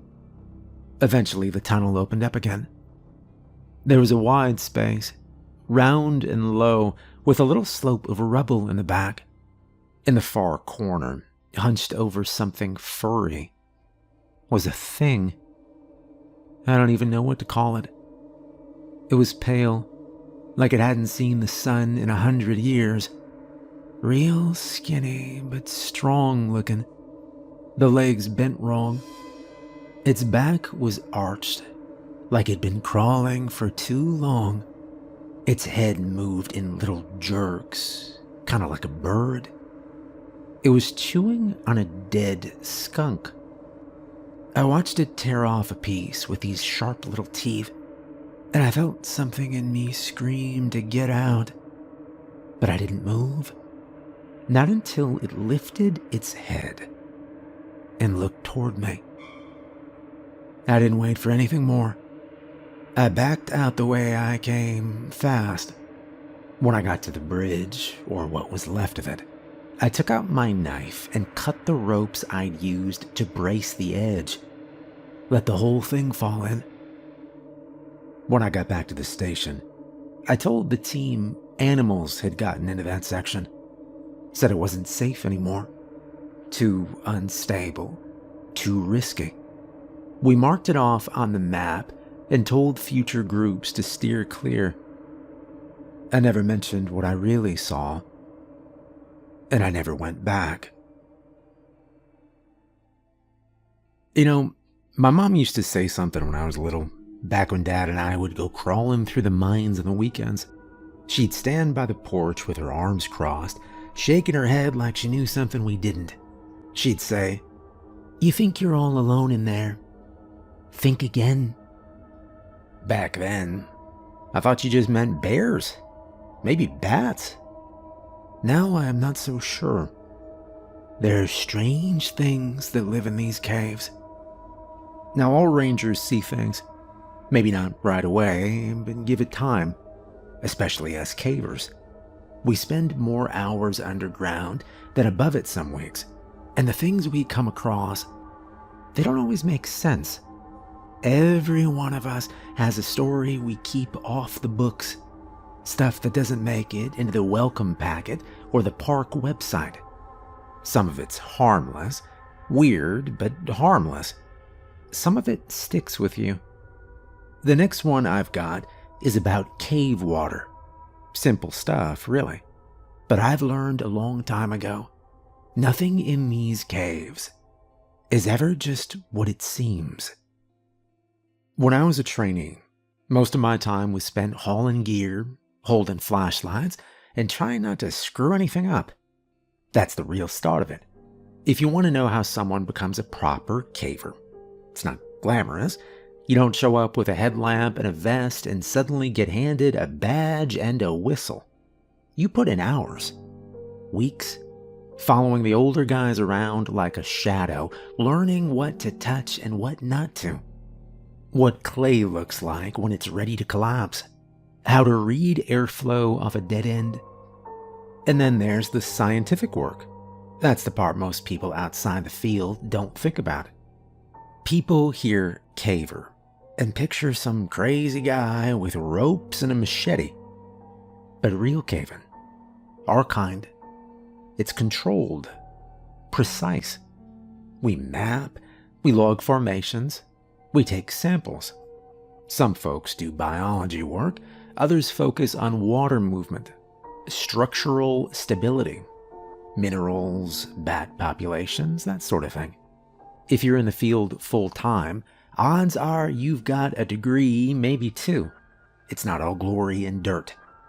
Back then, the head of our training team was this guy named Jackson. Big guy, loud, always talking like he was on camera. He wore too much Axe body spray, to the point where it clung to the insides of the damn helmets. I think he thought it made him cool. I was a few years younger, fresh out of school, and eager to prove myself, so I kept my mouth shut about it. At the time, I assumed everyone around me was experienced.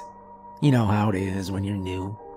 You figure anyone with gear and a clipboard must know what they're doing. Only took me a few hours to realize I'd been very wrong. We went out to a cave called Split Jaw. Locals named it that because of the jagged entrance. It's not a tourist site, more of a study location. Remote, unlit, the kind of place where GPS stops working halfway through the hike in. Our objective was simple. Track moisture deposits along a fault line that ran down the center of the second chamber. Seemed easy enough. We got inside fine. Helmets on, pack secured. First mile or so was the usual. Tight passage, small pools, chalk markings from past teams. But then we hit the chute. It was about 40 feet down, angled just steep enough to make you second guess yourself. The whole thing was caked in thick, wet clay, like someone had taken a hose to a water slide. Going down was easy. You just sat and let gravity take care of it. But I remember looking back up once I was at the bottom and thinking, how the hell are we getting out of here? No ropes, no spikes, nothing to grab onto. Should we rig something? I asked. Jackson just grinned. We'll figure it out when we get there. That was the first time my gut twisted a little. Later on, we came to the river. It cut straight through the chamber like someone had dropped a saw blade through the rock. The walls on either side were about 8 feet high, smooth, with barely any holes. The water itself wasn't that wide, maybe 10, 12 feet across. But it was moving fast, waist deep and cold as hell. Jackson stood at the edge, peering down into the water like he was trying to guess its mood. You think it's deep? I asked. He smirked. Only one way to find out. I gave him a look. It's not really science, I said. Sure it is. Field testing, he said, tightening the straps on his pack. You, bringing a rope this time, or? Jackson grinned. Where's the fun in ropes? I rolled my eyes. Okay, seriously, man, the current's moving. We screw this up, we're not climbing out of here. He stepped in without answering. Jackson was the first in. I went next. The current hit me like a truck. I nearly lost my footing twice before I got to the other side. Climbing the opposite wall took everything I had. I scraped my forearms raw, trying to pull myself up on wet rock, cursing under my breath the whole time. But what happened next made all that feel like nothing.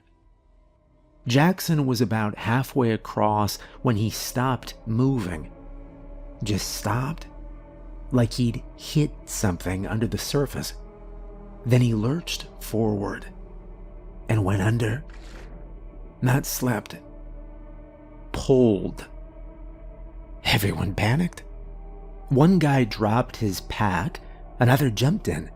Took 3 of us to drag Jackson back up. The water fought us the whole way, like it didn't want to let him go. When we got him up, he was screaming so loud I couldn't think. Just this raw, horrible sound. His leg was torn up, deep red gashes down his calf and thigh, but that wasn't the worst part. The worst part was his foot. The toes were gone. Gone? like something had bitten straight through the boot and the flesh underneath. Clean. There was no blood in the water when he went under. No warning. No flash of anything moving. Just him. And then pain. We wrapped his leg in a shirt and used spare rope as a tourniquet. It wasn't clean, but it was enough to get him moving. We abandoned the mission, obviously, left some gear behind, carried Jackson out inch by inch. When we got to the chute again, it was exactly as bad as I'd imagined. The clay turned every step into a fight. I clawed my way up with my nails, digging into dirt and slick rock, pulling myself one miserable foot at a time. At the top, I looked down and realized just how stupid we'd been. We filed an incident report when we got back. Standard procedure. I put in everything I saw. The pull, the wounds, the bite. I left out the part where I was afraid to go near water for weeks after. I figured that wasn't helpful. Jackson quit the next week, right after getting out of the hospital. Never came back to the station, never answered my text. I think part of him wanted to pretend it never happened. But I remember. I remember the sound of him screaming, the look on his face when he saw his foot, the strange silence from the rest of the team after we made it topside. Because here's the thing. Piranhas don't live in caves. And no rock in that water was sharp enough to bite a man's toes clean off. I still think about that river. About what could have been under there. We didn't go back. Nobody wanted to. Official word was hazardous conditions. But that's just paperwork. The truth is, something was in that water. Something strong. Something fast. And something quiet. Jackson was lucky in a way. He made it out, and now he works in a fancy boardroom far away from this place. And if you ask around the ranger station, the ones who've been here long enough, you'll notice none of us go back there. I was about half a mile in, working on bat collection, when the call came through.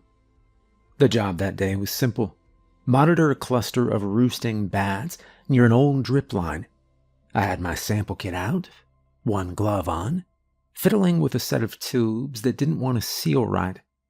I was already annoyed, and my radio crackled right when I finally got the thing to sit straight. "Ryan, come in.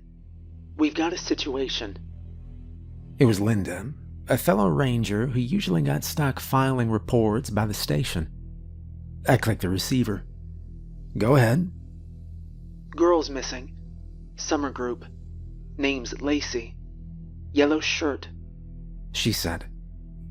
I paused, squinting through the low light. "Yellow shirt?"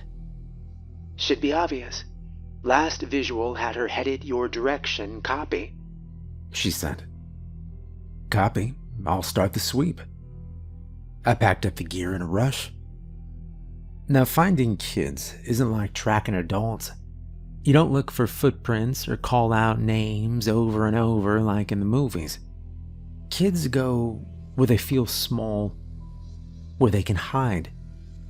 You've got to think like one. I start small and move out. Always. It's counterintuitive. Most people think you search the big caverns first. Open areas, louder echo, easier to move through. But I've found that kids don't like big empty places. They like crawl spaces. Spaces they can wedge into, curl up, feel surrounded, comforted. It's how their brains work when they're scared. So I check the tighter offshoots first. Cracks along the wall, dead-end tunnels, anything low and narrow. Call their name once or twice, quiet-like. Didn't want to spook her. Or anything else. After about 20 minutes, I heard the faint trickle of water. That was enough to narrow it down. On this side of the trail, there's a small shaft not far from a slow drip tunnel. Not mapped anymore. Barely wide enough to squeeze through if you've had a big breakfast. I got on my hands and knees and shined my light into it. There she was. Lacey. Yellow shirt. Curled up with her knees pulled to her chest, maybe 10 or 11 years old. Wide-eyed but calm. Not crying, not shaking. Just quiet. Lacey, hey, you mind coming out here with me? I said, keeping my voice steady. She nodded and held up her arms like she already knew I'd carry her. I held on to her and crawled out backward. It took a few extra breaths to get upright again, but we were out in no time. She held onto my shoulder like a backpack strap the whole way back. Didn't say much.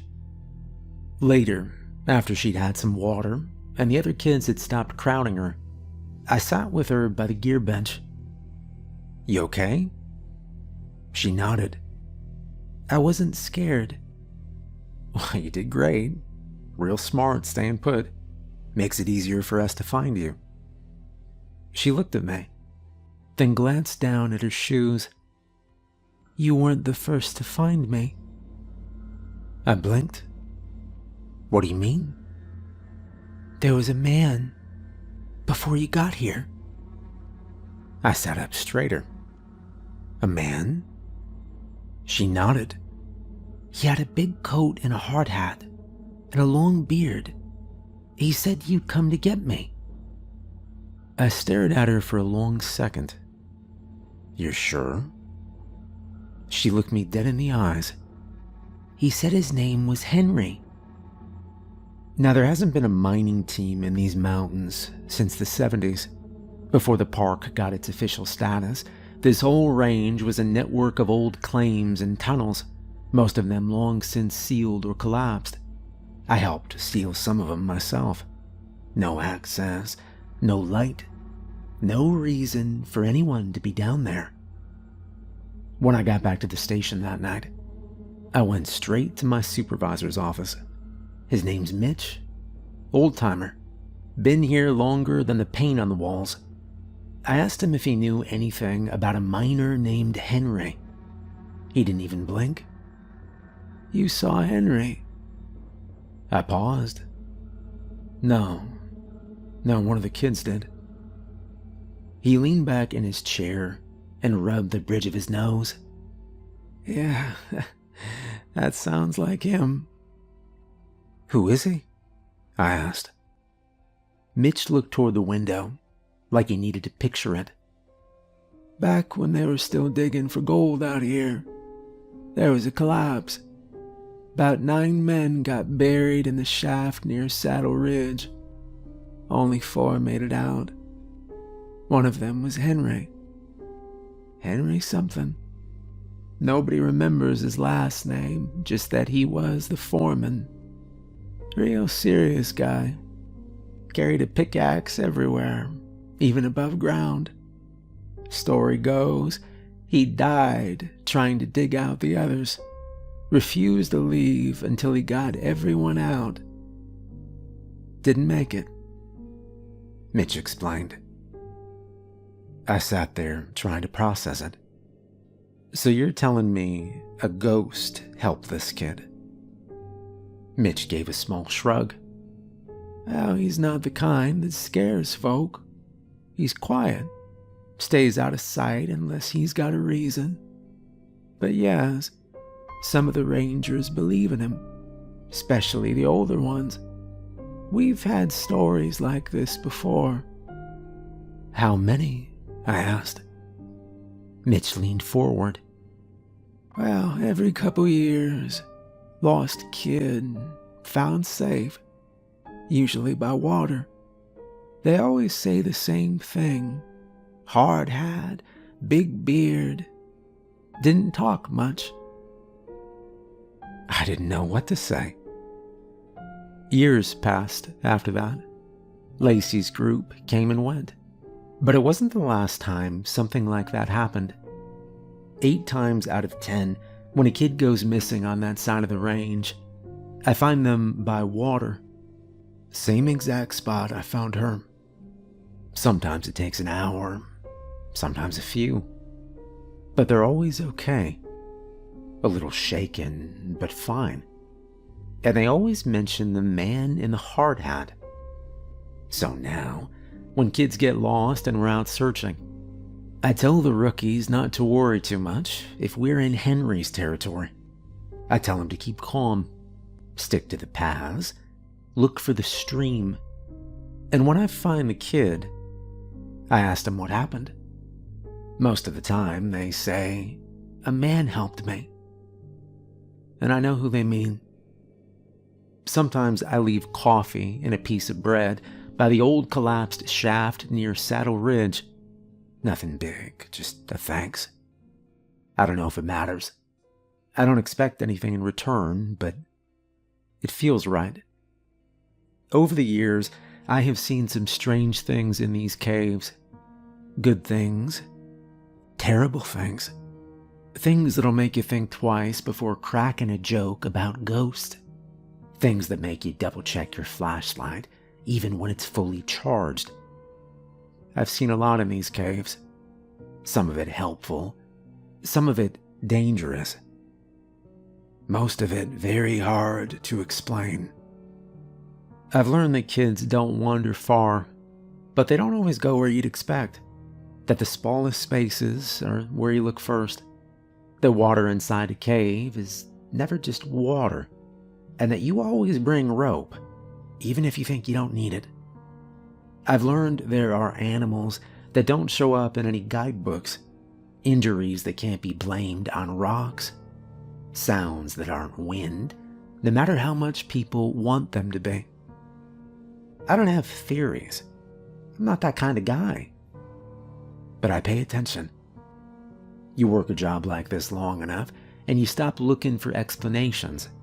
You just learn how to work around the things that don't make sense. Well, they gave me a promotion last fall. Field lead. Fancy title. Slightly bigger paycheck. Still the same dirt under my nails. The best part, I upgraded from beef jerky to bacon for breakfast. Honest to God, pan-fried bacon. That alone was worth the years I put in. I still keep a pack of jerky in the glove box, out of habit, but it doesn't hit the same now that I have tasted victory. Things have changed a bit since my trainee days.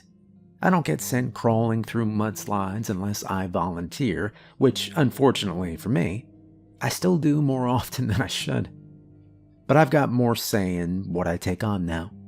More freedom in the field.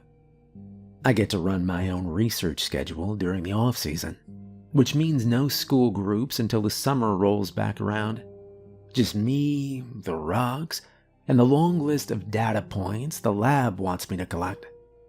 Don't get me wrong, I miss the kids. Nothing beats the look on their faces the first time they step into a cavern and realize how big and quiet the underground world really is. But these winter months, they've been peaceful, quiet. There's a rhythm to field work.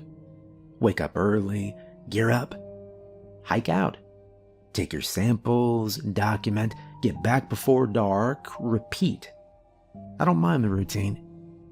There's always a project going on. Water quality in the limestone runoffs, bat population tracking, mineral shifts, fungal growth studies.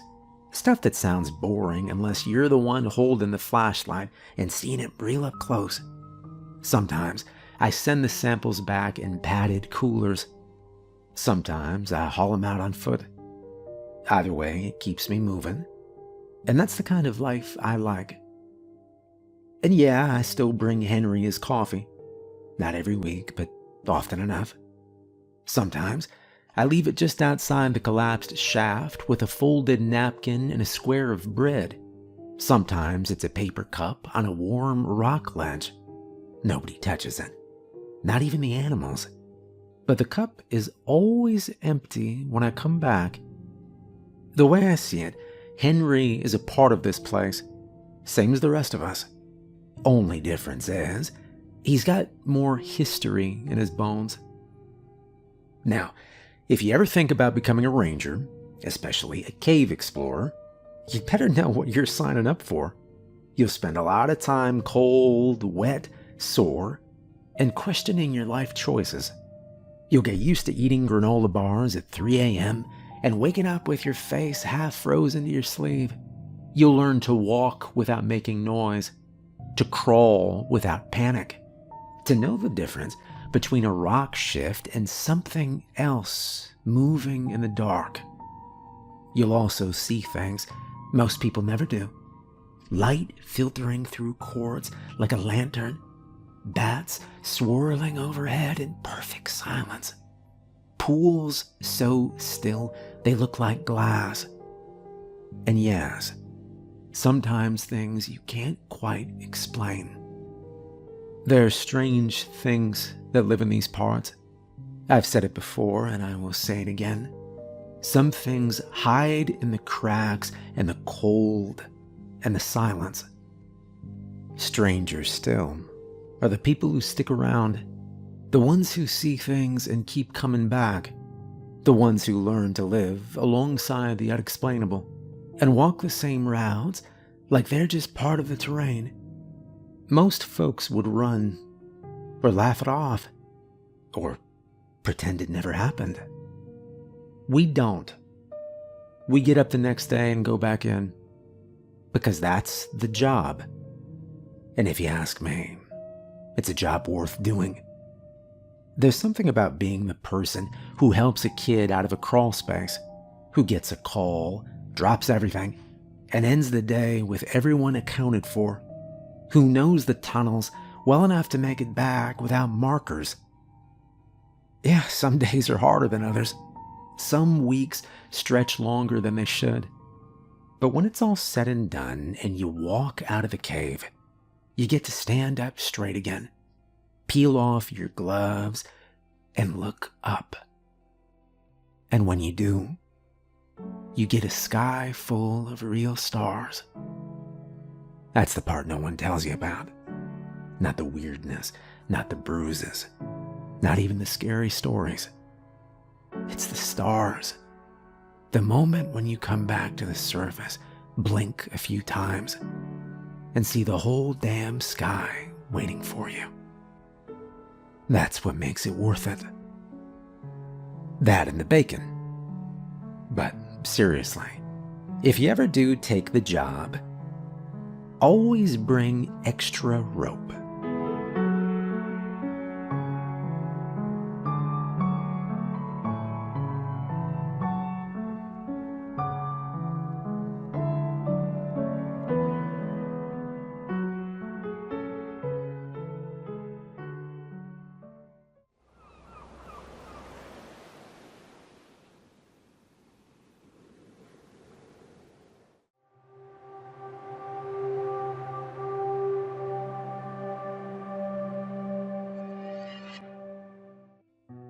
My name's Fred.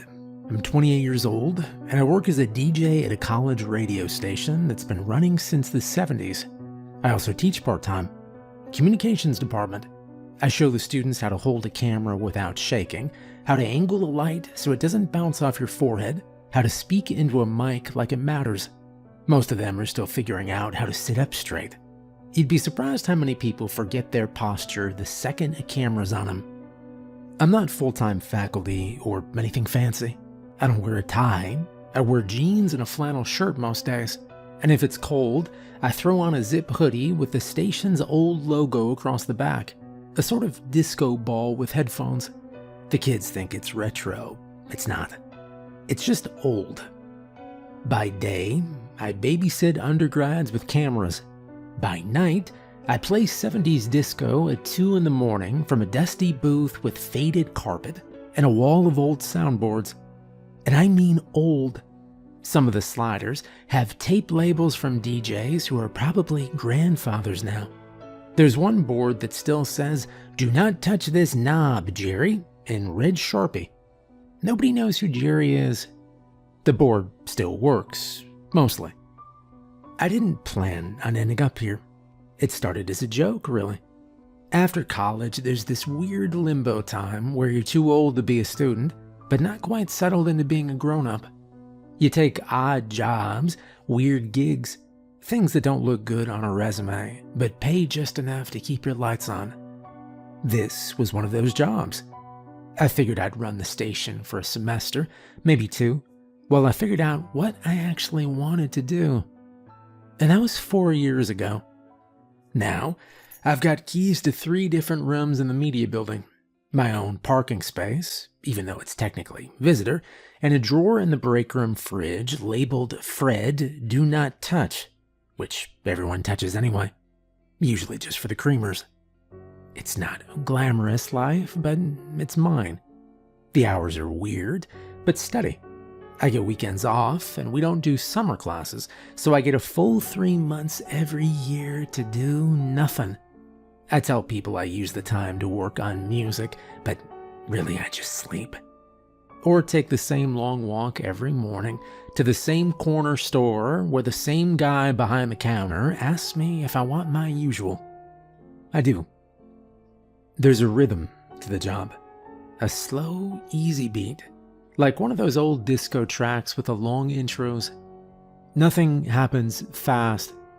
The students rotate every semester, and they're all full of energy at first. They wear their little lanyards and carry notebooks they'll stop using after the 3rd week. I teach them how to sit behind a desk without fidgeting.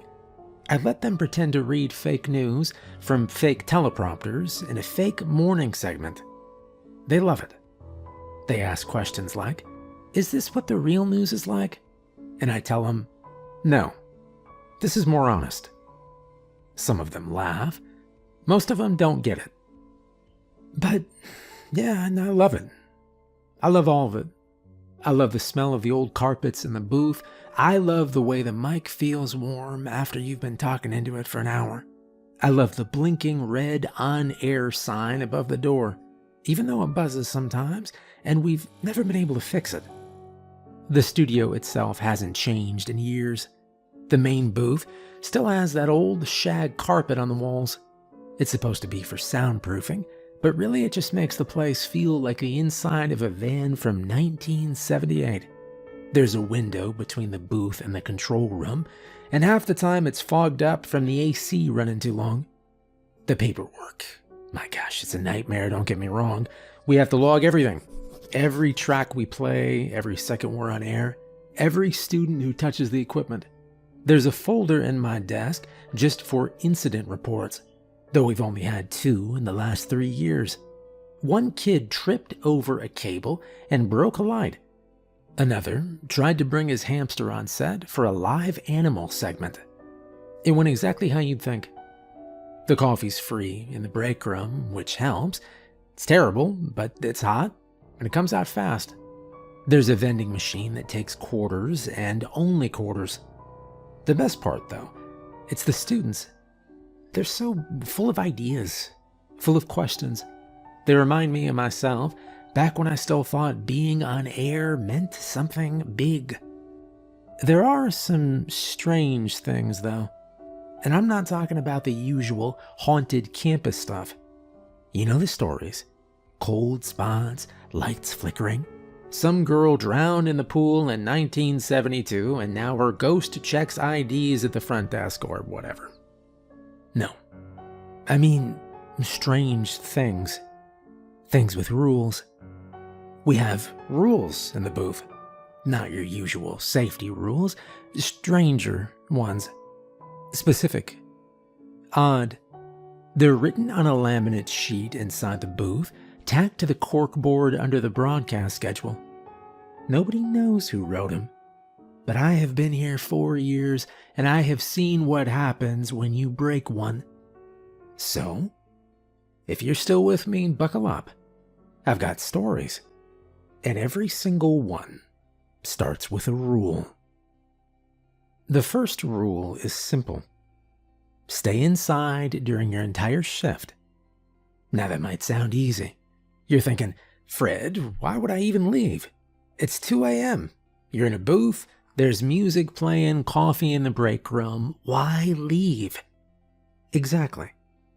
That is the right way to think. But sometimes people do. And that's where things go wrong.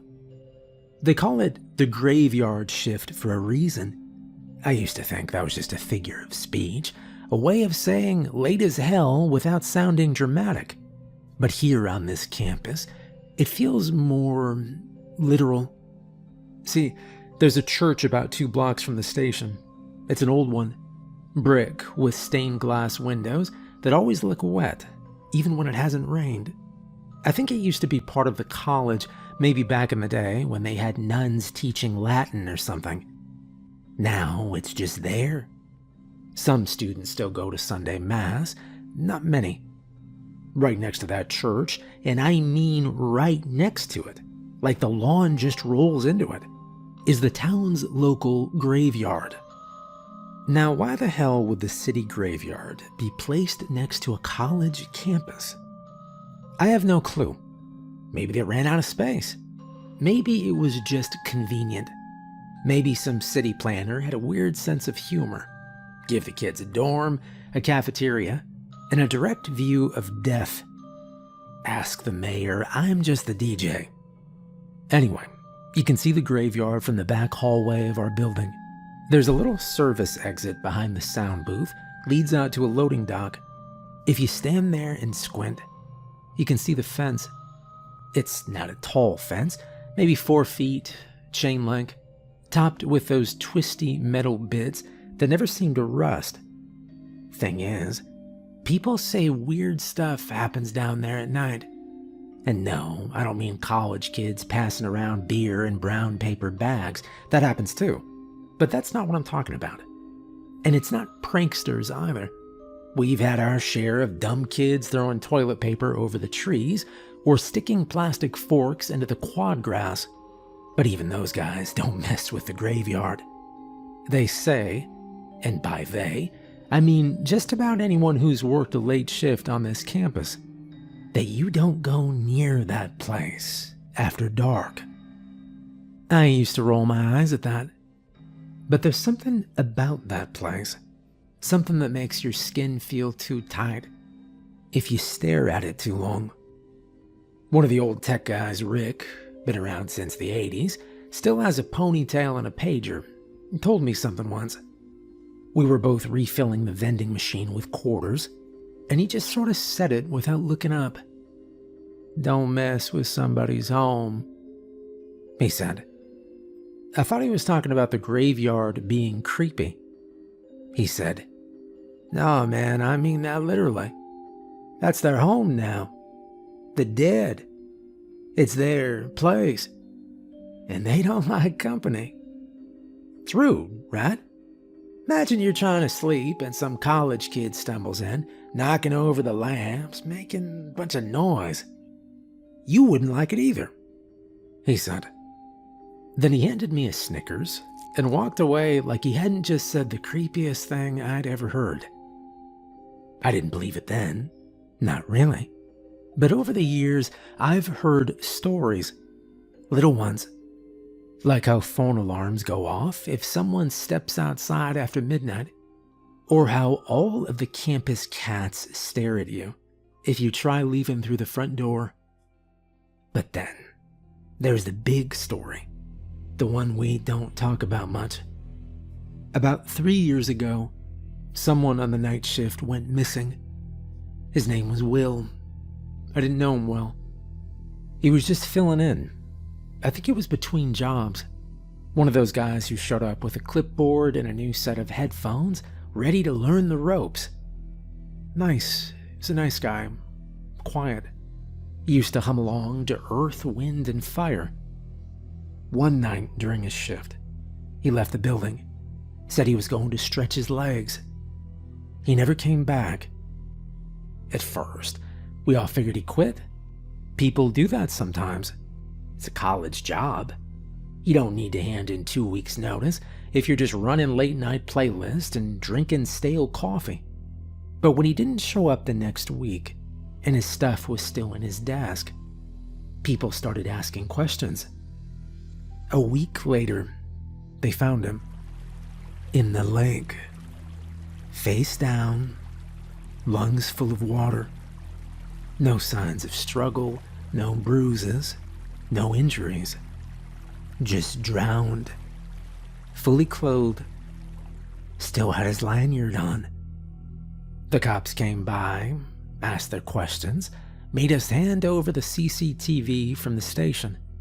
We all crowded into the control room, expecting to see nothing, maybe a glitch, maybe him just walking out and never coming back. But the footage showed something different. It showed Will walking out the back exit, hands in his pockets, whistling, calm as anything. He walked right past the dock, past the fence, and toward the graveyard. That was the last time anyone saw him alive. I still remember the angle of the camera, all grainy and flickering like it always was. The way the motion light turned on, just long enough to show his face before he stepped into the dark. After that, the rule got written down, taped to the booth wall, laminated, red marker.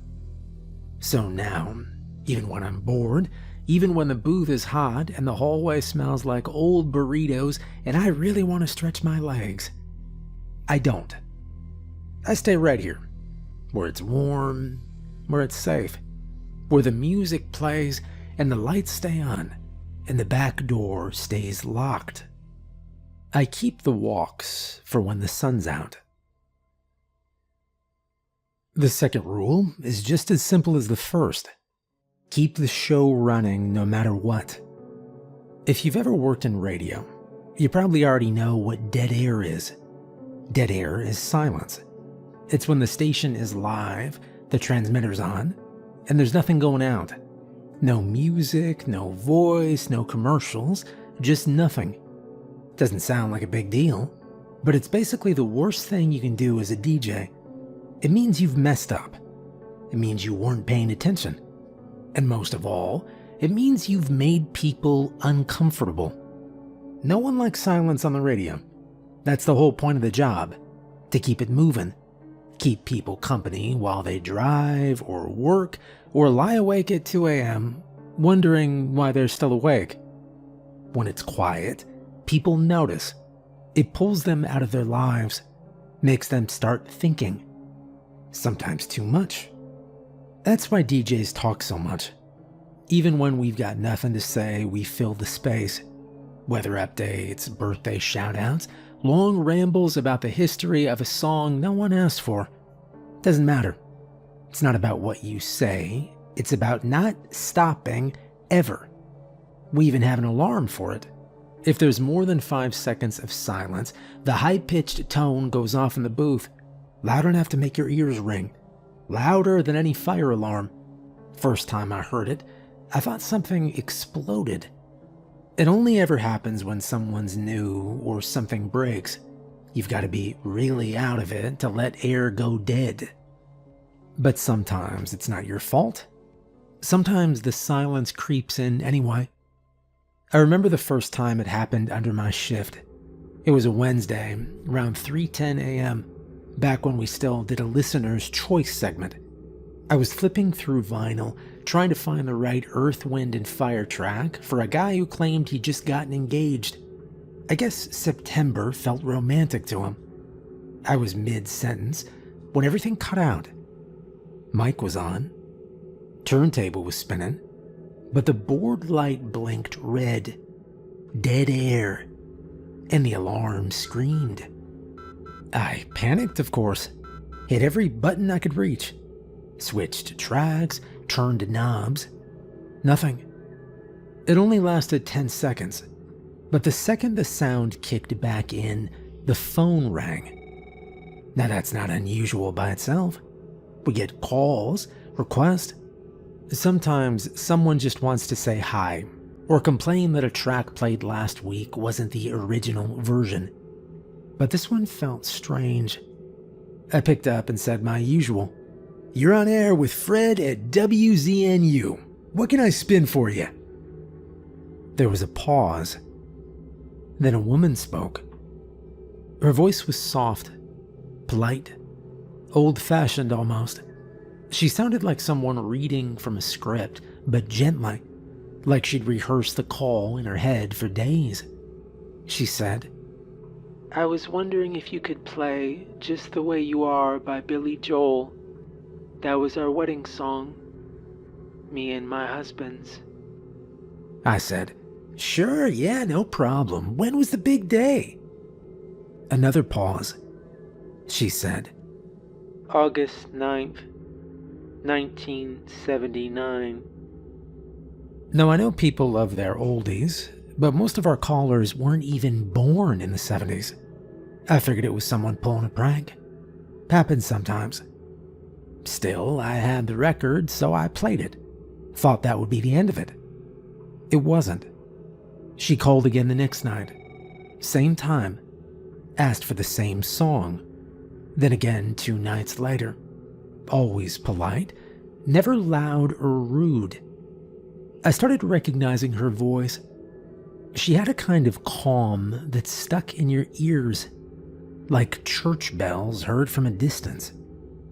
Eventually, I asked her name. She said, Mary. Mary Glass." That name stuck with me. Felt old somehow.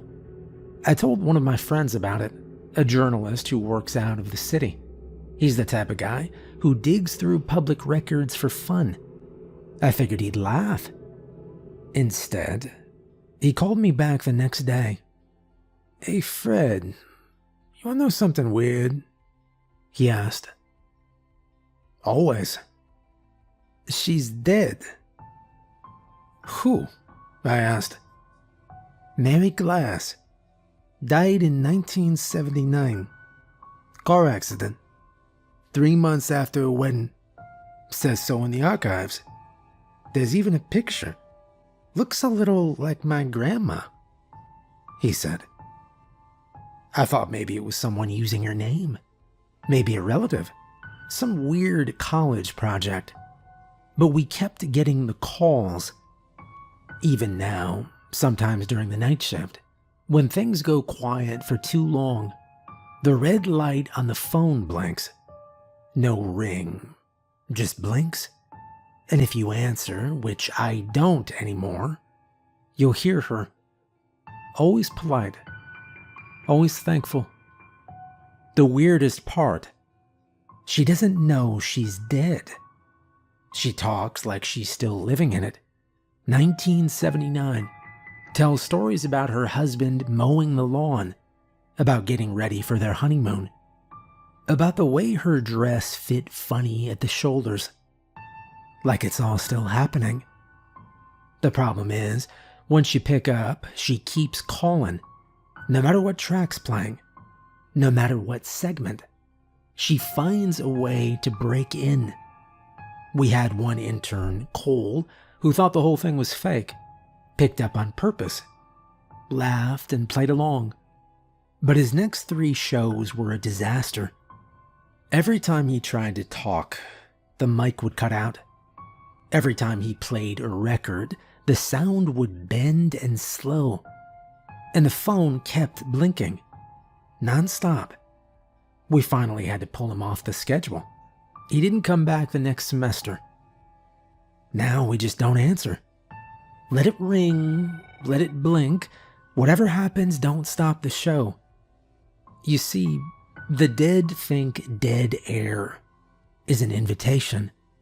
That silence, the kind you only get at 3:17 a.m. when the world's holding its breath. That's when they slip through. People fill the spaces you leave empty with their own hopes, wishes, opinions. And that's true for the dead, too. Especially the ones who don't know they've passed on. So we fill the air every second, even if we have to ramble, even if we just hum into the mic. I have told every new DJ the same thing. Don't let the silence settle, not even for a moment. Because once you've invited the dead in, it's hard to get them out. The third rule might sound strange if this is your first time working radio. Rule number 3, ignore station number 7. You probably don't know what I mean by that. That's fine. Most people don't when they're new to this job. It's one of those things that doesn't come up in normal conversation. But if you spend enough time in this building, working the booth late at night, you'll learn fast. Sometimes station 7 will call. You'll be in the middle of a track, maybe sipping your coffee, maybe flipping through the weather script, and then the phone rings, or the fax machine starts, or your email pings with a subject line that just says Green FM. You'll look at the number. It won't show up like a normal call. No area code, no ID, just a number 7. Sometimes it's written out, station 7 calling. Sometimes it just says 7. Ignore it. Don't answer, don't reply, don't even open the message if you can help it. The first time it happened to me, I was halfway through a Bee Gees set, More Than a Woman spinning on the turntable, when I knocked over my coffee. The mug tipped and clattered against the console, spilling lukewarm coffee across the playlist log. I swore under my breath and grabbed a handful of napkins from the drawer. That's when the phone light blinked. Bright red, silent. Just one word on the screen. 7. I wiped my hands and reached for the receiver, still shaking droplets off my fingers. Before I could pick it up, the light shut off. No ring, just that quick flash, then nothing. The booth felt off after that. I couldn't explain it, but something in the room had shifted. Like the moment you realize someone's been standing behind you longer than they should have. The next morning, I told Rick about it. He was crouched at the vending machine, swapping out quarters. He didn't look up when I spoke. "Yeah, I had a call come in last night. Missed it. The screen just said 7. You ever seen that before?" I asked.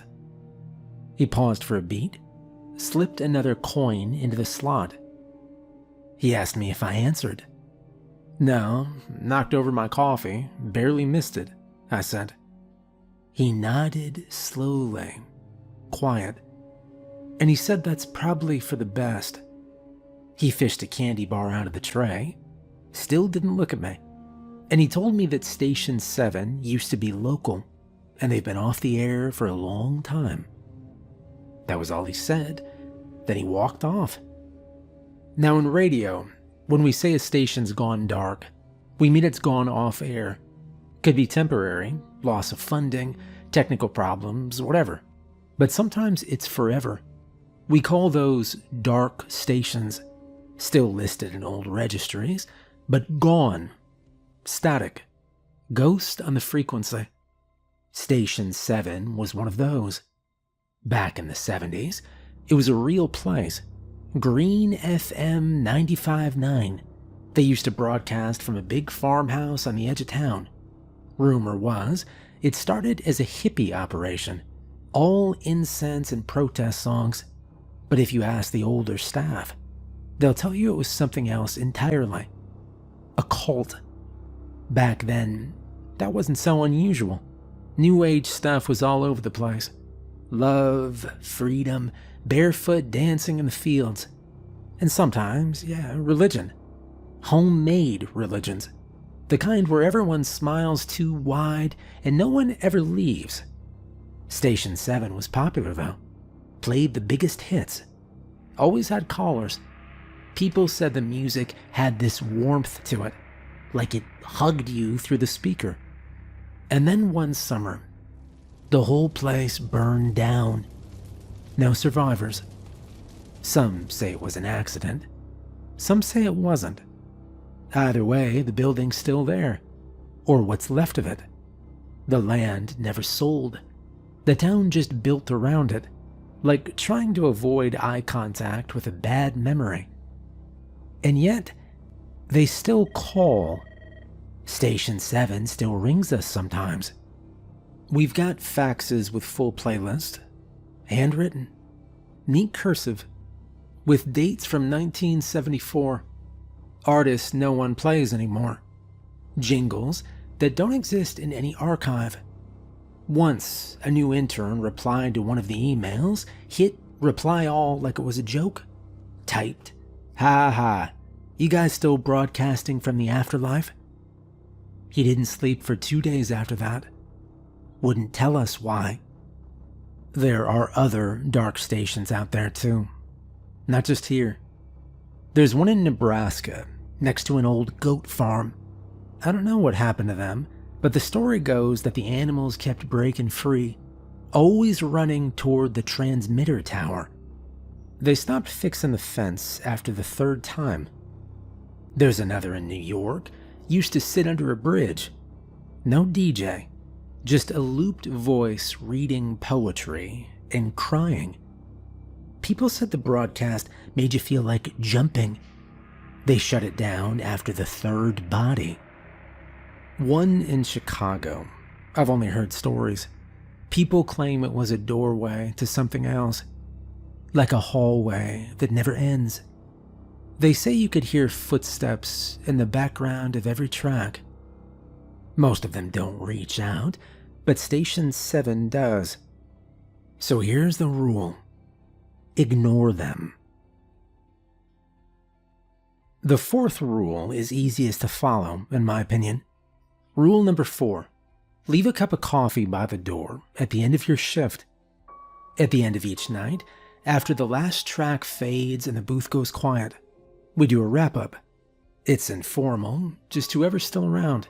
Usually a student intern, sometimes one of the tech guys if something broke mid-show.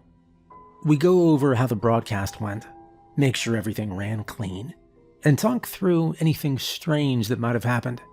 A faulty mic, a late call-in, something skipping on the turntable. Little things like that matter more than you think. These meetings are called post-mortems. That's the actual term. Production people use it all the time, a breakdown after the fact. I always thought it sounded too dramatic for what we do. But the name stuck. Even the new kids start calling it that after a few weeks. They like how serious it sounds. We don't have a real conference table or anything.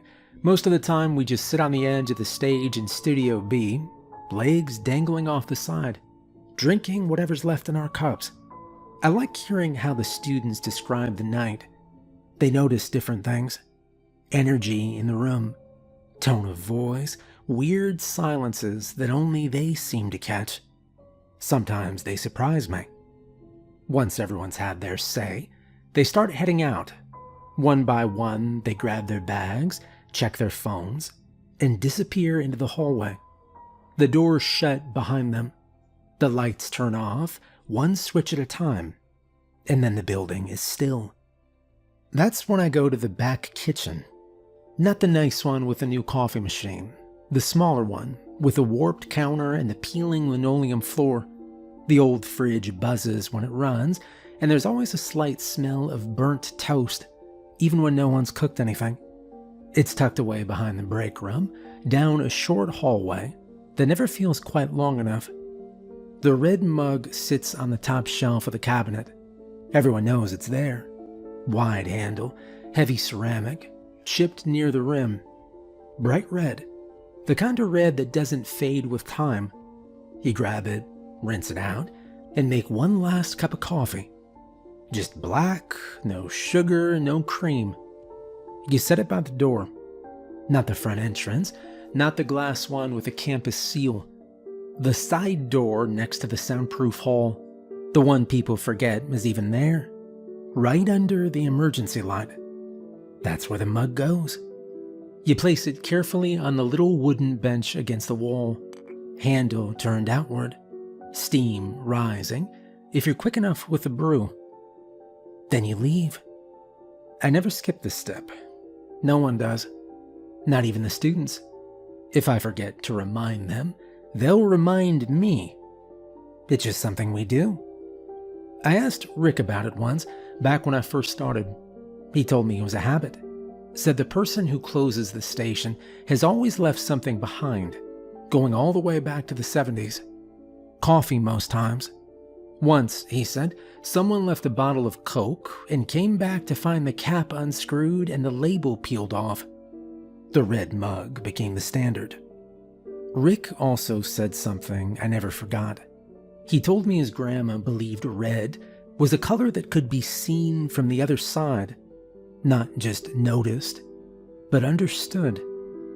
The color of blood, the color of breath, life clinging to the edge of everything. He said coffee was the drug of the living, and maybe, if the other kind of folks were passing through, they'd see the red, smell the coffee, and move on. Nobody watches the mug. Nobody stands around to see who or what takes it. But every morning, when the first person unlocks the building, the cup is empty. Doesn't matter how early. Doesn't matter if the person opening is a student or a janitor or one of the professors checking in early for a recording session. The cup is always empty. One time, I decided to leave early. Figured the intern could lock up. Been a long night. Didn't feel like waiting around. I skipped the coffee.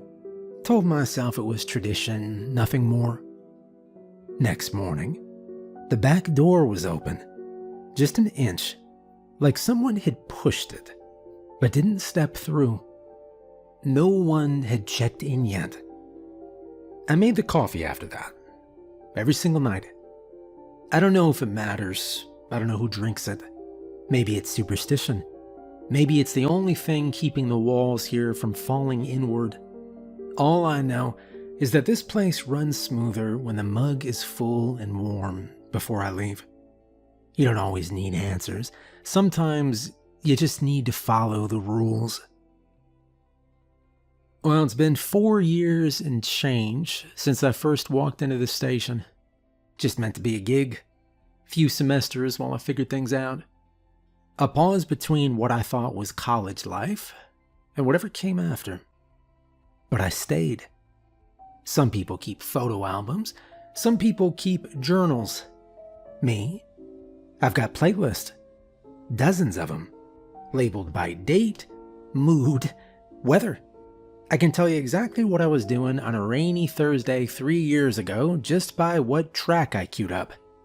The records never lie. I've seen the rules posted on the wall 1,000 times. Most folks stop noticing them after a while.